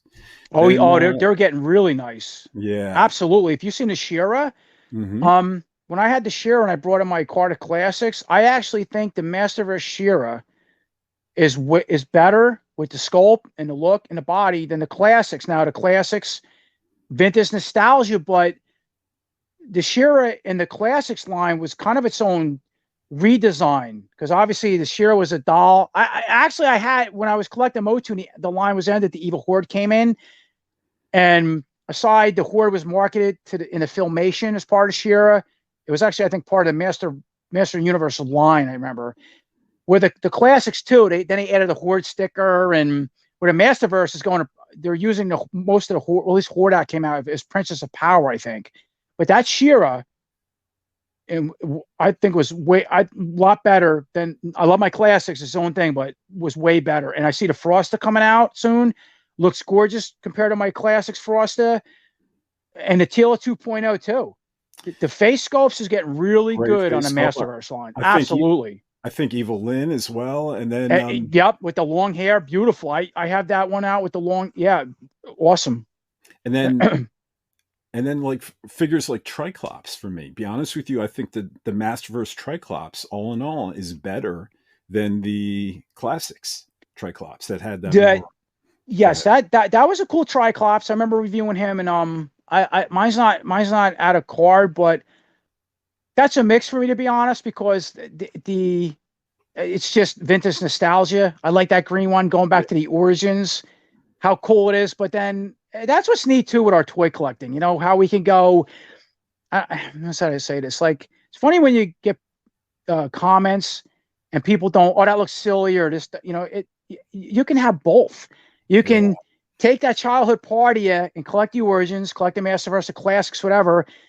And sometimes you can focus your attention on the origins, which is more of going back to the simpler vintage designs, but a little better sculpt and articulation, but to make you feel like that 8, 9, 10-year-old again with the Triclops, the way I grew up with them.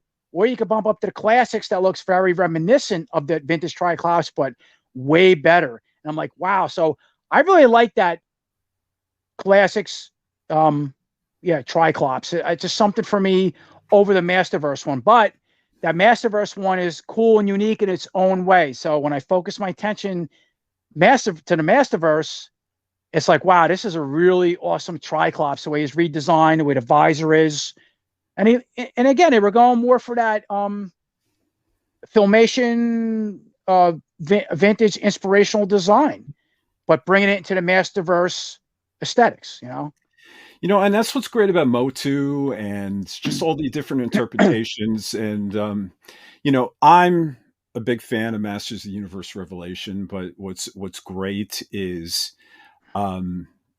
there is a lot of there's new adventures, there's the comics, there's the 2000X, there's the Filmation series, there's the mini comics, there's just so many variations. There's the new CG show. There's something for everyone that, I never had I never got into the, this whole perception with Masters of the Universe Revelation that Kevin Smith, sold us a different bag of goods. If you remember in the PowerCon announcement, and they posted the synopsis on the screen, they said they indicated that Tila was the star. That after a fractured Eternia, it said it was up to Tila to save the universe, and that was 2 years before the cartoon. Yes, and that's where the rumors. Because I was excited at cartoon when it started leaking out like later on the animation. I'm like, oh my God, this animation looks incredible. And I think the same who did Castlevania on Netflix. Yeah, I can't. Yeah, right. They did the animation. Powerhouse animation. Yeah. Incredible. I mean, listen, that cartoon has some of the most beautiful animation. I like the voice, light effects, the character designs. Incredible. Oh, Lena Headey as Evil Lynn was fantastic. They were absolutely, they were all neat. But I remember seeing that marketing. Going back to what you're saying, the rumor started to leak, and I remember saying, "Oh, it's going to be the Tila show," and Tila's taking. I'm like, where are they coming up with this? And then course, somebody pasted and copied something on YouTube about that synopsis, exactly what you said. And I go, I didn't know what to think. That was like a while before the cartoon came out and it finally hit. And then, yeah, a lot of people were disappointed. Yeah, actually, I have it right here. It was PowerCon 2019. Okay. It says, but after a ferocious final battle, forever fractures Eternia, it's up to Tila to solve the mystery of the missing sword of power and a race against time to prevent the end of the universe. Her journey will uncover the secrets of Grayskull at last. This is the epic He-Man and Masters of the Universe saga fans have waited 35 years to see. That's correct. Yeah, that sounds about right. Yep. Yeah. And you know what was really crazy sometimes is when people said Tila was going to be the He-Man and had the power sword. Yeah. I heard that. Yeah. And being a Filmation fan, I was like, don't you know that Tila's lineage, that she's lined up to be the sorceress? Yeah. And if you're familiar with that, don't you know where they're headed here? That she's not going to be the new He-Man, but here's the way I look at it. Okay. And going back to reviewing He-Man, Motu, and especially the Masterverse line, I get a lot of comments that people hate or like the toys. Now, it might just be the look. I get a lot of people, especially like once somebody or say I myself gets the figure in hand early or whatever, I get it in hand and go, and I, the way I camera my techniques, I try to make it as clear as I can. They go, wow, that looks a lot better than the promotional images. I go, 99% of the time, it always is. Yeah. It could be the origins, it could be classics. It always is. I don't know who's taking the pictures, or it's early concepts, or it's just quick photos, but I noticed that with every single figure. You get it in hand, you go, wow, the eyes look great, the face, the sculpting. Don't even pay attention to those images, number one. Number two, I'm like, and I get this a lot too, like, well, because going back to the Revelation cartoon with the Masterverse, well, yeah, I watched your review. I kind of like the figure now. It does look better in hand than, again, going back to those images, but I don't want to collect it because of the Tila show or the cartoon or that. I go, listen, man, it's okay to let your mind go in different directions. Like you don't have to take some people do, but take full credibility of what you didn't like in a cartoon. Like, why does a cartoon with maybe bad writing, you want to call it that, or writing you didn't like, or just a cartoon in general didn't like, have to ruin your toy collection? Right. You can still collect the figures, put them on your shelf, and just look at them and imagine them in a different light. Don't even tie that cartoon into it if you don't want to. If you do, fine. See, here's another thing people got to understand too with the Motu brand. A lot of toy brands, and this happened with McFarlane Spawn. You have to have a cartoon out today or a video game or some type of franchise to support this line. Because if you don't, it's not going to survive. That's how people's mentalities are today with toy collecting. Like I was saying, McFarlane, this is what happened with a Spawn line, before the 2008 crash, all that stuff. And I remember McFarlane saying this in an interview. He says, I was able to put out anything. Spawn, creatures, wacky stuff, people will buy it. Then all of a sudden this push or this new mentality come around, like it had to be connected to a movie, a show, a video game, a comic book, in order for people to support these figures and toys. That was the new era of people coming in to the toy collecting market. And that's true. So he ended a Spawn line, and now it's big because of the Mortal Kombat 11 game. He's been working on a movie for 20 years. Who knows when that's going to, there's a 97 movie. It was fun for the time. A lot of people ripped that movie apart too. I think it's fun. I liked it. Some of the special effects were cheesy at the time because they weren't finished yet, but he did have that, but his is the longest running comic book to this day. So it helps support that character. But because of the Mortal Kombat 11 game, he's able to push Spawn out. Now everybody's buying it and expand back on the universe. And now he's the comic book again. So Motu, going back to Motu, it's the same thing. You needed a cartoon because the Filmation one, how many decades ago was that? Or the 2000X, the 2000X2 was a great cartoon, but the toy line failed. Yeah. It didn't work. I don't know why. It just didn't. I didn't like those aesthetic. No, the aesthetics. Nope, you're right. And I have quite a bit of those guys, but I did sell a lot off. And the more I got into Origins and Masterverse, I started getting rid of them. There are 20 or 30, maybe 20 I decided to keep. But aside that, the aesthetics were really, very American anime looking, and it reminded me of like a hunch position. You couldn't move the heads. Very little 7 or 8 points of articulation. Like they were reminiscent looking of the vintage He-Man figures, but too different, too fast or something. And I think the newer kids coming in our generation just didn't want it. When the classics came along some years later, whole different ball game. Mm-hmm. The classics did it just right. Now, okay, so fast forward, we're at the Masterverse, what we're talking about. And as I tell people, like, you know, you can, if you like the toy or the figure, just collect the toy. I mean, but this mentality, like, I got to hate the cartoon so much, or what Kevin Smith did, or whatever, that I'm not going to collect that toy. Hey, listen, you know, don't collect, don't buy, or what you don't like, and support your beliefs the way I do. But I'll tell you what, these toys are awesome and they're cool and they're getting better. And I love Motu and I want to continue to collect Motu. And the classics are around again. I always get that. Oh, if it ain't the classics. Yeah, I was one of those people in the beginning. Yeah. It's got to be classics or nothing. When the origins just started to leak out and I just seen the Masterverse figures started coming out. And I'm like, I don't want nothing to do with that. And I didn't have a YouTube channel at the time. Bought a couple of them. I got just about everything now. And you see my channel, how much stuff I promoted and showed and bought and reviewed. I love them. I say go for it, buy it. It's fun to do. I mean, it's and now they do have with the Revelation. There is another sorry about my hands too. My hands are sore. I'm always moving my hands to talk, and it's just the way I am. Right. Yeah, I see myself. I'm like, but there isn't. I think there's a 3rd season coming out called Revolution or something. Yep. Right? Is that correct? You know, who knows how that's going to be, but I'm glad that they are. I'm glad they're coming out with 3rd season. Now, another interesting show too that really helps push the Motu brand, that's very important, is that CGI show. That CGI show is awesome. Me and my friend watched it. We binge watched the whole thing. Love it. And a lot of people that didn't like the Revelation cartoon love that show. Now, here you go again. The characters they're likable. They have their own design. It's fun. But I wouldn't compete them to the classics or Masterverse line. But it does pay respect to the source material. Has He-Man, even though they changed some things around, like Ram Mama and Mosquitor was a female. But it's funny. You don't hear people complaining about that. They're like, oh, it's awesome. Okay, fine. So you know what? That's going to motivate me to go buy the, I have Classics Mosquitor, but maybe a Classic Mosquitor on eBay if you don't have one. Or get the Origins Mosquitor. Or want a Mosquitor to come out in a Masterverse line. Or if you did like the CGI aesthetics, go buy the CGI one. All the stuff works together. It's all important. I do think the CG show, though, it didn't cause as much of a ruckus because it just wasn't as well.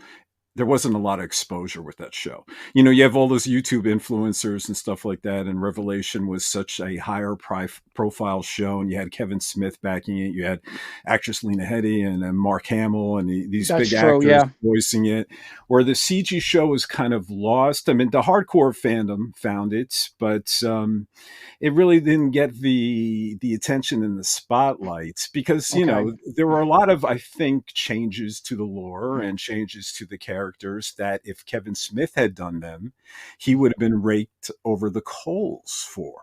Sure. So I think in that perspective, I just think it's the degree of scrutiny one received over another. But look, I am happy that people love that show. I'm happy there's people that love Revelation. I really think there's, like I said, there's just a lot of interpretations for everyone. I mean, if Barbarian He-Man never came out and the only He-Man we knew was, you know, the good-natured Prince Adam, Clark Kent, Superman, He-Man, and this one came out, I'm sure people would be upset with that. Like, you know, here he is, Barbarian He-Man with a battle axe, chopping off heads, cutting off limbs, and killing indiscriminately, you know? So... Listen, you're not, here's the thing too, everybody has their own opinion, what they like, what they don't like. And, you know, part of having or even my channel, I welcome it all, haters or whatever. I've got nasty comments, and again, I'll respond, but there's a point too where it gets argumentative, and I'll just block you. I don't have time and energy. I'm not going to sit there and argue. That's one thing. You got to have a channel, but I have gotten some nasty comments of people with a respected opinion. I try to be just as honest but professional and talk like I do. I totally understand your point. You like what you like, and it's okay not to like. It's okay to collect a Masterverse or classics or origins or whatever, and like 1, 2, 3, 4, these 5 figures, but hate or not like that one. And I say, don't collect it. And there's people out there that's like, because I'll give you an example with the origins with the Sunman stuff coming out. I think it's okay. I like it, but there's certain Sunman characters I have no interest in. Now I'm one of the few people that have Wave 11. I have the Snake Man coming. They should be here tomorrow for the origins. Nobody has them. There's maybe one person on Instagram. I have them. Again, I did my little wacky searches, and I have Rattler coming in, Cobra Khan, Snake Armored He-Man, which I'll do reviews on soon. And there was a Sunman character called Boltman. The guy had him. I had no interest in him. Not buying him because I want to be honest. And if I'm not going to buy something review, I'm not going to tell you, oh yeah, look at Boltman, and have my over positive, cheery, honest self, the way I like to review things. I'm not going to support it because I think it's silly and I don't want them. So that's just one example of wanting. And that's the difference between a collector hobbyist and a hoarder. Yes. Well, I'm sort of a hoarder too, but I learned to let go. I was just as guilty, again, just like my mindset and how positive I am now. I was the same way, but I had to learn to let go of that and just be selective. It's a process, it's at least you were able to do that, because I do think it's an obsessive compulsive disorder that people literally, we're all nuts, man. We're all nuts. There's something from childhood. You heard my story. Listen, I consider myself, call me nuts. That's okay. No, I meant shame in it. No, I meant hoarders. Look, you and I are both collectors. I meant just hoarders wouldn't be able to say no, like you just said. Yes. You know what I mean? But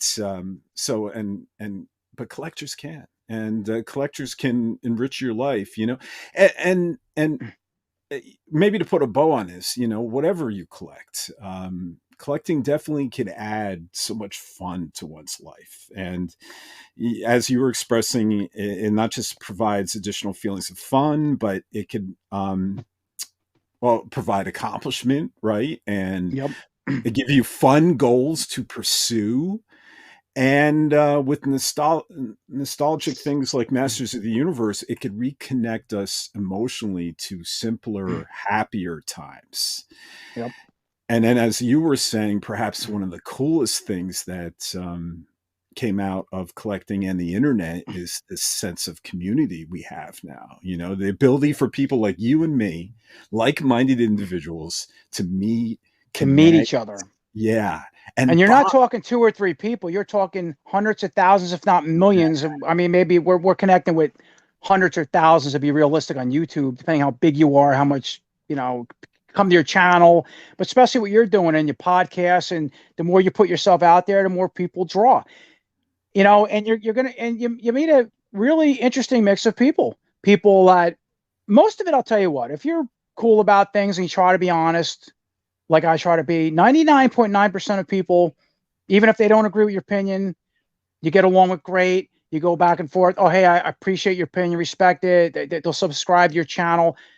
You get you'll always get the one person, and it's funny, 1 out of 100 that's just hates everything, hates you, hates your channel, don't like what you do, will go attack you, don't agree, that kind of thing. And that's okay too, but you're going to get that. But for the most part, it's positive. And a lot of people, like I said earlier, are just like us. They're all, we all come from a different grass. The grass isn't always green on the other side. You don't know what goes on in that person's life behind closed doors, whether it's their marriage, financial, health, mental, physical. You don't know. And I met, again, people I got to become friends with. It's interesting, the comments when they trusted me enough and open up the door, and I open up my door, and it's like, wow, there's a lot of people out there. I think everybody's got problems. I don't care if you're rich, you're poor. Everybody's got problems, but having something in common, like this toy collecting, it's a great hobby. It's a great way to connect, but it's also a very sedimentary, a laid back hobby too, if you want it to be so. Now, you got the money here. So the issues with it, of course, is the money, your space, and what your other half, if you're married in a relationship, thinks about it. So there, I'd say 3 of the biggest challenges. But aside that, it's artistic. Like you said earlier, it's a value. You can, sell it, trade it, again, share it on social media like we're doing, or on YouTube or whatever. it's also, you sort of control it now. Going back to, you don't control your hobby, it controls you. Yes, the financial part, the store. Yeah, there could be a dark side to it too, but it gives us an opportunity to have this little world, as I call it, a toy in a toy museum thing is interesting because my wife said that. And not to get my brain to get off topic, but I remember sitting in my man cave at my dark times. When I start reviewing, I'm sitting in a chair. I have a recline. I usually lay back in a recliner watching TV. I was in bad shape, pain, could hardly move, bad for days. And I'm looking up where my face is. A lot of my classics are up there, you know. And she's in here like this, and I don't know how the conversation come up, but maybe I said, "Oh, it'd be cool to have something bigger or more. I'd like to do," you know. And it's easy not to lose focus of what you have and appreciate your stuff, because I've been there too. You have everything, you have so much stuff, and you want more. You want more. Again, it's the completionist, the hoarding, the addiction. Again, it could be whatever it is, but I've been there too, and sometimes I'm still there. But my wife one day said, "Why don't you look around?" She goes, I might have made a joke like, "Yeah, it'd be cool to open up a big toy museum," you know, something like that. And I bring that up because that's my ultimate hope with all the things I have in totes and store, plus the stuff. I'm like, well, what am I going to do to all someday if I don't sell it or get rid of it? I'll be like, yeah, it'd be cool to open up a toy museum. I mean, all right, that's a pipe dream between my health and money, but you got to think positive. You never know. And if all that stuff with me was aligned, I think I'd like to do that. Wow. Now, we're going back to my wife. She goes, you know what? You're doing it. You have this 12 by 28 thing packed to the max. You have all these classics and things you told me about and all this stuff wall to wall. And you are sharing it now on YouTube. We're sharing it on YouTube. They're coming to your toy museum. It's our reviews, but when you do tours, or like me and you are doing now, you have that. What more do you want? And I went, Jesus, you know, you're right. And for the first time, and again, it's another switch off my head, like, wow, I've taken a lot of my stuff for granted. I have everything I need and want. I mean, yeah, you always want more, but yeah, it's exactly. So I had that toy museum, and I get to share it with people, and it gives me that hope. It gives me that passion. It brings that purpose into my life. And this so-called toy museum is where I'm getting at. It's a little world you create, and you control that world. You're God. So going back to our childhood of all the things we couldn't control, maybe it was home problems, the bully that picked on you in school, whatever, all kinds of the girl that broke your heart in your teenage years, the job you lost, the illness or the health you have, or the money. We all been through all kinds of crap. Now we're at that age where we get to take bits and pieces of that. So we get to have these perfect figures, whether it's Motu, Godzilla, Ghostbusters, and this awesome in both forms, whether it's going back to the Motu origins and a more simplistic but a little modernized sculpt to live with that vintage nostalgia, or things like the classics that are just looks like, yeah, you know, it's for the adult toy collector, or things that Masterverse look like jumped out of a cartoon. We get to surround ourselves with all this cool stuff, and we get to control it, and we're the boss and share it. And the biggest thing too is art. That's what I always tell everybody too. I love art. I used to be a good artist. It's very artistic. And when you look around in your toy museum, like what you're showing yourself, look in your shelf, excuse me, look around. You know, it's art. And what's the difference between action figures, whether you have ones that are older that was $7.99, or I have figures that were $400, probably like you, or classics that were $30, $40, $50, $100, or that rich person that has a painting that was $1.4 million, and they have a lot of them that goes all a bunch of walls. You know, you ever see movies like that? I actually met somebody like that. My wife had a person that was a millionaire, and they collected like fine art painting. And I'm like, yeah, good for you. And trophies. And I'll look at them. It looks like crap. I can paint better than that. But some famous artist made that. It was over $1 million or hundreds of thousands of dollars. And it's on this person's wall. And that's what they enjoyed. Yeah. More power to you. So our action figure collection is no different. Yep. Right? It reminds me of that. It might have been a Kevin Smith movie. I don't remember what, where, you know, these guys are like making fun of the quote unquote nerds, and they're like Star Wars and Star Trek get up. But that was, he just made Clerks. No. Was it Clerks? He just has it because Clerks 3 is out. No, it was something older, but the guy was in like football getup because he was a football fan and a football Okay. jersey and stuff like that. He's dressed like a football player, and the guy, you know, in the Star Wars clothes or whatever, was saying, "Really, you're making fun of me? You're dressed like a football player. Is that any Oh, different?" I You just know? rewatched that. I just rewatched that some months ago on Netflix. I know what you're talking about. Yeah, and they went Jay and Silent Bob Strike Back. It might have Remember they been. went on the whole comic book thing, and when they went to like a Comic Con, that's where they ran into that guy. I think so, anyway.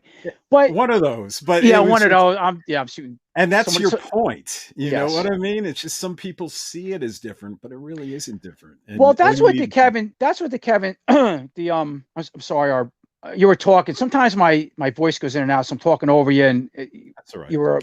Oh, that's what I like with Kevin Smith movies. Because he had the comic book, right? Comic book man, the comic book store, and Jay and Silent Bob, and yeah, they were all into that goofy stuff, and they were some of the early guys, like going back to the 40-year-old virgin that you would see in with through their movies, I would say, because I like Chase and Amy, and then it come out like in the around the time my dad died, believe it or not, and that was right when I started becoming an adult toy collector. If you look at some of the messages in those movies and Dogmata, it's going back to being a nerd. We're nerd, whatever. I've been just been called a nerd cave, the dork, the geek, the man child. It's funny. I think it's funny, but it's like that. It used to be an offensive term, but now we laugh at it because it's just like, yeah, my nerdy today, yeah, my nerd cave or the nerdiness in me, and we're talking about Motu Noise toys, and a lot of the messages in the Kevin Smith movies had a ton of that, and I loved it. That Yeah. new, and it was a lot of new pop culture and comic books, and you see the toys in the background dressing up like stuff, and a lot of us now, because of Kevin Smith and the 40-year-old virgin, a lot of those guys, they help in San Diego Comic Con and all that stuff, and guys like Pixel Dan, they help carry a lot of that inspiration into YouTube and social media platforms to bring us to where we are now, and be able to be two normal people talking about our stuff the way we are. And when people get to see this, I mean, if they want to sit that long and hear, I don't know, maybe a medical thing, and some stuff people might get bored, but some people might be interested, whatever. In the end, it's the toy part that 99.9% of the people watching things like this are going to love, connect, go, yeah, that sounds like me. Oh, my wife is, or my husband, or, oh my God, yeah, I know a friend like that. It's really important to put yourself out there, and I learned that too doing videos. I didn't want to really put myself out there, trying to be behind the camera when I did, and through the comments, people get to know you. Yeah, how passionate and how important this stuff is to us. We need this stuff today, not to mention from the things that we grew up in childhood. We grew up spoiled, man. The 80s was awesome. The music, the cartoons, the shows. That 80s is really He-Man, right? Shifted pop culture. It was unique and brought everything to where we are now, or built some kind of root foundation that allowed the manufacturers, the comic books and the movie industry and cartoon industry to move on. It might have been slow, but to like where we are now, to move on decades later with all this cool stuff, and the market's flooded. I look at Motu, how big Motu is now. I never thought in my life. I thought once the classics, I couldn't believe how great the classics were. I'm like, oh my God, it's the greatest thing. And I wanted to keep going. I never thought we'd see Motu again. And then I heard the Origins line get released, and I was like, But there's so much Motu out there now. It's crazy with Pops, Masterverse. You got Origins, you got cartoons, you got the CGI, you got the little minis. I don't collect everything, but it's awesome. And there's stuff out there I see, I got it silly, I don't want it, but some people love it. And I say, go for it. Support what you like. There's something for everybody. So, and going back to the cartoon, what you like, and the toys versus cartoon and whatnot, support what you like. There's something for everybody. If you didn't like the Keel in a cartoon, but you liked her in toy form or that 2.0 Masterverse, buy it. Don't say, oh, I didn't like her personality, so I'm not buying it. That's silly. But you'll really like that figure? I mean, really? Buy it. Put it on your shelf. You look at it, you won't even remember the cartoon, or vice versa. Maybe you don't like the thing, you like the cartoon. And another thing too, you can always go back to the past. And that's what that nostalgia is all about. The vintage cartoons, if you don't like the new stuff, they're on DVD. Go buy them, watch them a million times, or the 2000X, or how many people like to go on eBay and collect the vintage stuff? the vintage stuff is what started all. I have no interest in the vintage stuff. I shouldn't say that. I do have certain like the Dragon Walker still and the Slime Pit and certain things that go great with the Origins. And if the Origins makes a better one, then I'll replace it. But I honestly don't have, any desire to get the vintage figures because the Origins, never mind the classics and Masterverse, did them better. Yep. I want the next best thing, but I still want to feel that nostalgia. When I'm looking at them guys, I want to go, oh yeah, that's it. But some people don't want that. They just want, they like watching them go, I want the whole vintage collection on eBay. Then go buy it. It's out there. And you can fix the little rubber band legs today. And there's even, there's companies today that make custom cards now if you want to spend the money. And that's the thing too. How much do you want to spend? How far do you want to go? We live in a time where everything and anything's possible. 3D printing, everything. I mean, you could do anything and have anything you want, And another thing I tell people too, real quick, I'll make a point of this, being positive is, I'll get people on a channel, we'll see a tour, something in the background. Once again, I'll use that example of the Super 7 Snake Mountain, because that's a very impressive, expensive playset. Never mind the Eternia that's coming out. And I had a guy see that in the background or something like that and go, oh my God, I'm so jealous. I wish I could have some of the stuff you have. Again, you don't want to be in my shoes, grass ain't greener. But I'm like, you know what? If you think that, put that in your mind. That's a spiritual part of me talking. And I get into the whole thing with that. But, if you think negative things will draw to you. It's called law of attraction. It's very bizarre. And it is true. So I tell people, don't think that I'll never have that, no matter how poor you are. And a lot of these people too, they don't have a lot of money. They're disabled or they're sick too. And, yeah, I don't have that. I have a little place or this thing. I think, don't tell yourself that. Someday you'll have it. Figure out a way to have it. You'll have it. I believe you will, because I was one of those people one time, like, I'll never have that. I'll never do this. I'll never. And like I said, I'm on a very limited income. I have a tiny house. So my wife works and she has health issues too. And I can't believe the stuff I had. I made it happen. And sometimes you got to make sacrifice. I've used credit card money, or I had an annuity. When I left my job, I had a big annuity that I put 18 years into. So I cashed some of that out, paid bills I had to pay. And that's what helped me fund a lot of my classics. Was people like, how'd you get all those classics? I'll tell a story, because I didn't even know the classics existed. And I bought them all on eBay years later. Thanks to Pixel Dan, I get the whole thing of how I discovered them, and I didn't even know they were out there. But it took me about almost 5 years to acquire them all on eBay. So do the math. Yeah, I don't think I found one figure and card that was under. The cheapest one was probably $30, and the most expensive was I have a few classic figures that were $200 a piece in card, and I still have them. I'm no richer than anybody else, but I did that because I had a unique money opportunity, and like I said, I've been some years prior to that, I was bankrupt and we barely had enough money to eat, pay my bills. I was losing my job. So you never know. It's interesting how life goes. There's ups and downs. I live with it now, and believe it, you can achieve it. And don't ever tell yourself no, and it won't happen, because I don't want to hear that. Yes, it will. You can have those things. You believe and you try, and you wish it hard enough. That's all I can say. Well, that's a good positive statement to end. Let me see, almost 3 hours. We're about 40 seconds away from 3 hours. And, we've really run the gamut, my friend. But yes, sir. Before we close off, do you have anything else you'd like to touch upon before we sign off? Just keep collecting, man. I appreciate if anybody stayed wherever this is going to be, uploaded and marketed. Amazon and Apple and Spotify, everywhere.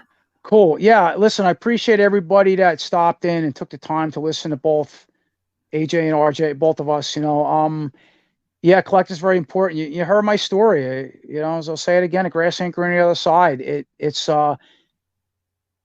especially with the things I get on the comments with your spouse not liking it or whatever.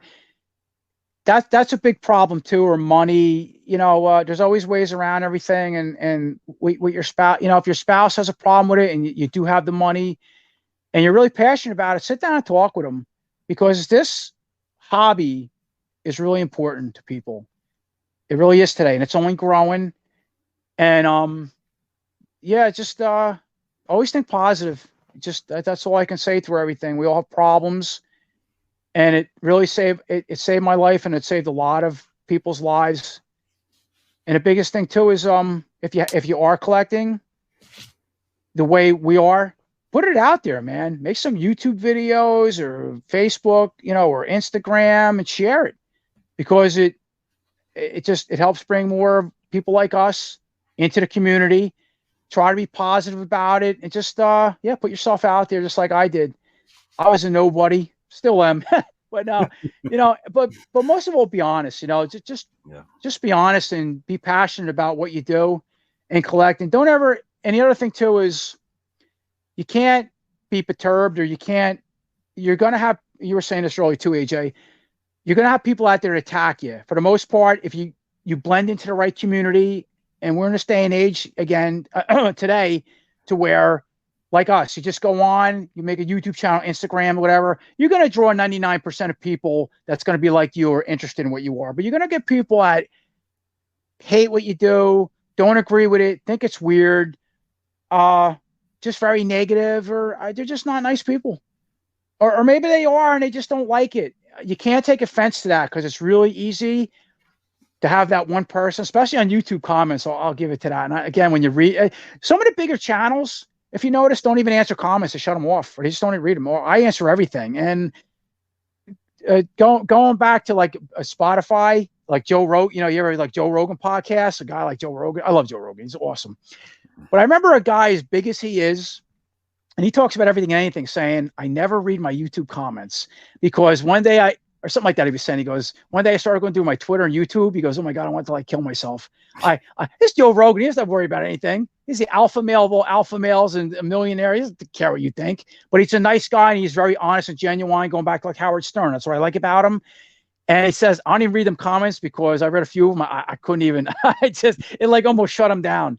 I started doing that early on my channel too. And you get that, a 0.1 comment. Oh my God. It's just like early on making me want to quit. I'm a failure. Oh my God, what's wrong with me? I'm like, you know what? And the other 99% are people like me. You can't be, no, man. You just don't ever let that eat you up. Just block it, move on, be who you're going to be, love your collection, support it, and be positive. And you're going to draw people just like us. It only gets better, It's like a fine wine at toy collecting. It gets better with age. Sometimes it gets overwhelming too. And an interesting thing too is, and I've been asked this, or I even read about this, where do you draw the line? I don't know. I've gotten to the point to where when I started collecting a lot of stuff, just recently, I started boxing up a bunch of things. Older Spawn figures from Series 1. You got to learn to let go of stuff too, like we were talking about earlier, like being the completionist or being a hoarder, you want to call it. I was one of those people.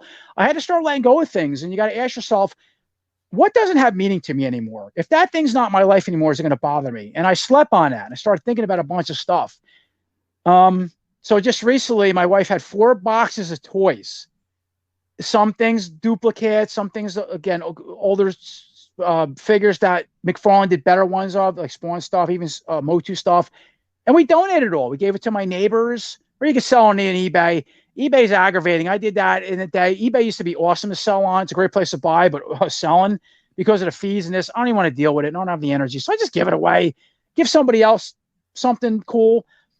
So you got to know when to let go, and you got to try to pre-plan when your collection starts getting really big, not only for yourself and your finances, but maybe your spouse or your room, your man cave or your house, because it does get overwhelming. And you got to start figuring, like, look behind me, go, okay, well, my shelves are out of room. I got 19 totes stored. I even have people say, oh, I got 3 storage units going. My wife's got like a storage unit for stuff. It's like $100 a month. I'm like, nah. When it gets to that point, if that's what you got to do to hold on and have that hope for your museum someday, like I did, you got to do what you got to do. But you got to also know when to start walking away and making room for newer stuff. Just kind of go from there, because it does get, there is a bit of stress to it too. So that's probably the biggest point. You got to ask yourself, if you want to start toy collecting, and if you're really heavy into it now, is what do you plan to do with all this stuff? So just figure out where you're going to make room, where your next money coming, your next, where the money's going to come from. Are you paying your bills? Are your kids taken care of first, of course? And put it out there. Put it out there with social media, because I think it's important to a lot of people. Yeah, no, that's a good caveat to make. Like anything in life, anything can get addictive.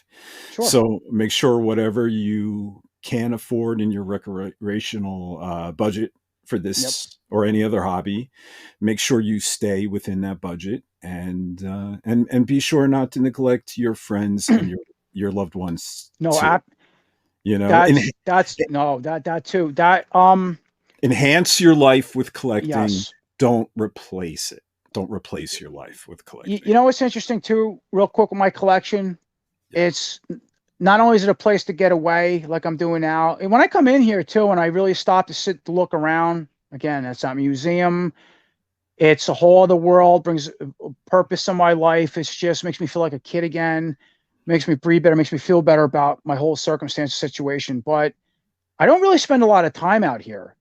And it almost, part of this area, when me and my wife get into it, it feels kind of like a little bit of a job now with reviews. It's like, oh, the next review to this, that. You got to watch that too. And I spend more time with my wife. Now she works, depending on my health, but then I do with my toy collecting, where at one time, video game playing, again, because of my hands and my eyes, and I have hard coordination to all this neurological mess. I don't play a lot of games the way I used to.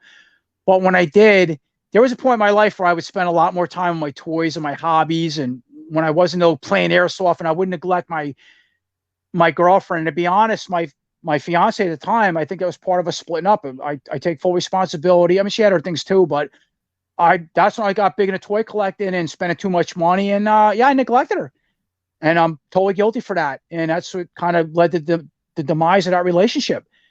And even my wife too, we went through hard times, and it's some of the challenges, not mentioned, we don't have enough now, but I started getting really too much into the toys. Now she is part of this world, but it's easy. The money at the time she was in here, oh, did you get that? Where's the money? What are you doing with that? This, that, the other thing. I'm not happy. I wasn't happy. I was lost again. And she's the one to turn. Oh yeah, you don't realize what you have. It's a museum. You have everything you want. So yeah, that's very important. Exactly what you said. You do not neglect your spouse, whether you're a woman collector or a man collector, because that toy collecting too really it causes divorces and ruins relationships. It can. I can. I have it can strengthen them too, and make your. Here's a good thing too. If you have kids, I don't have kids. I think it's really awesome when somebody.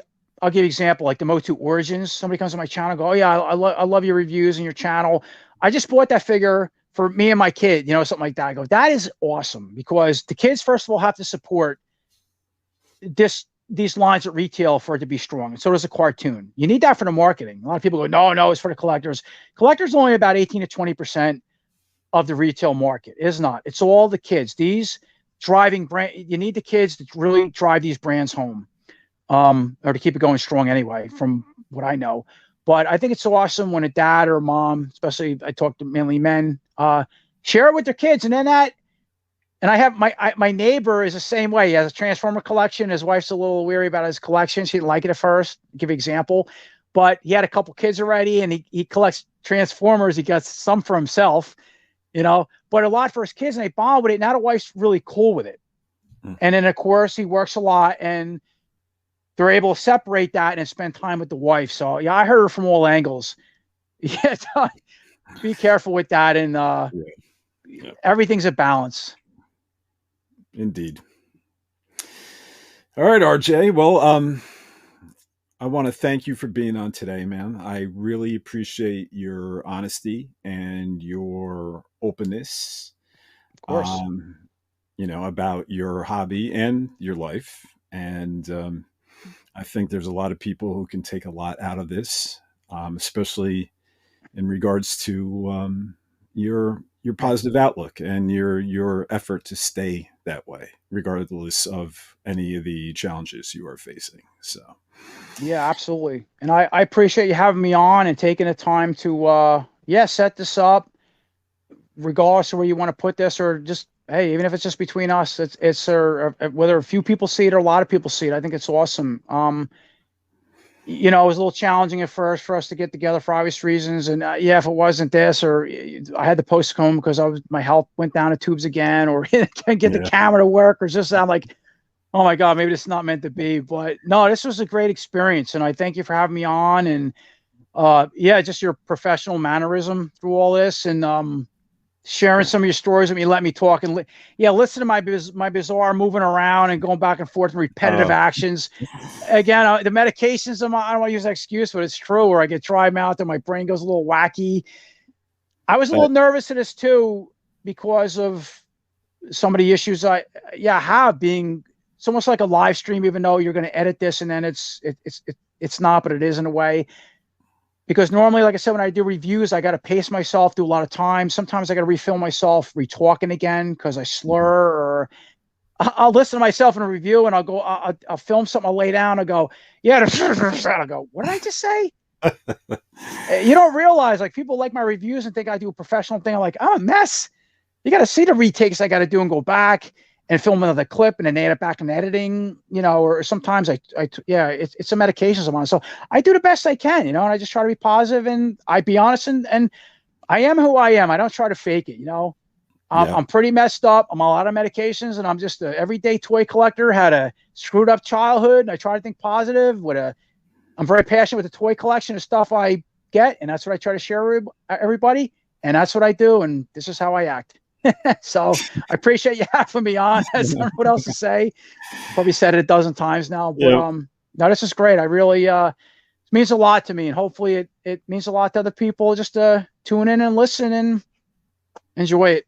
I think it will. So you've been a pleasure, buddy, and that's a wrap. You too. We want to thank RJ for being on today, and thanks to all of you out there for listening to this podcast. And if you haven't checked it out yet, be sure to head on over to the Manchild YouTube channel to support all of RJ's awesome content there. And welcome. And if you enjoyed this show, please show us your support by subscribing to our streams, our channel, and please give us a like and a comment below. And you can always drop us a line too by sending us an email to foreternia@gmail.com. We really love the feedback. And as always, visit us at foreternia.com for the latest updates and news, as well as links to our social media pages like Twitter, Facebook, and Instagram that can help you stay up to date with all the Revolution, Masterverse, and Masters of the Universe content. So that's it. We'd like to thank you again for listening, and let the power return. We'll see you next time. Bye, guys. Take care, everybody. Have a good night. Be safe.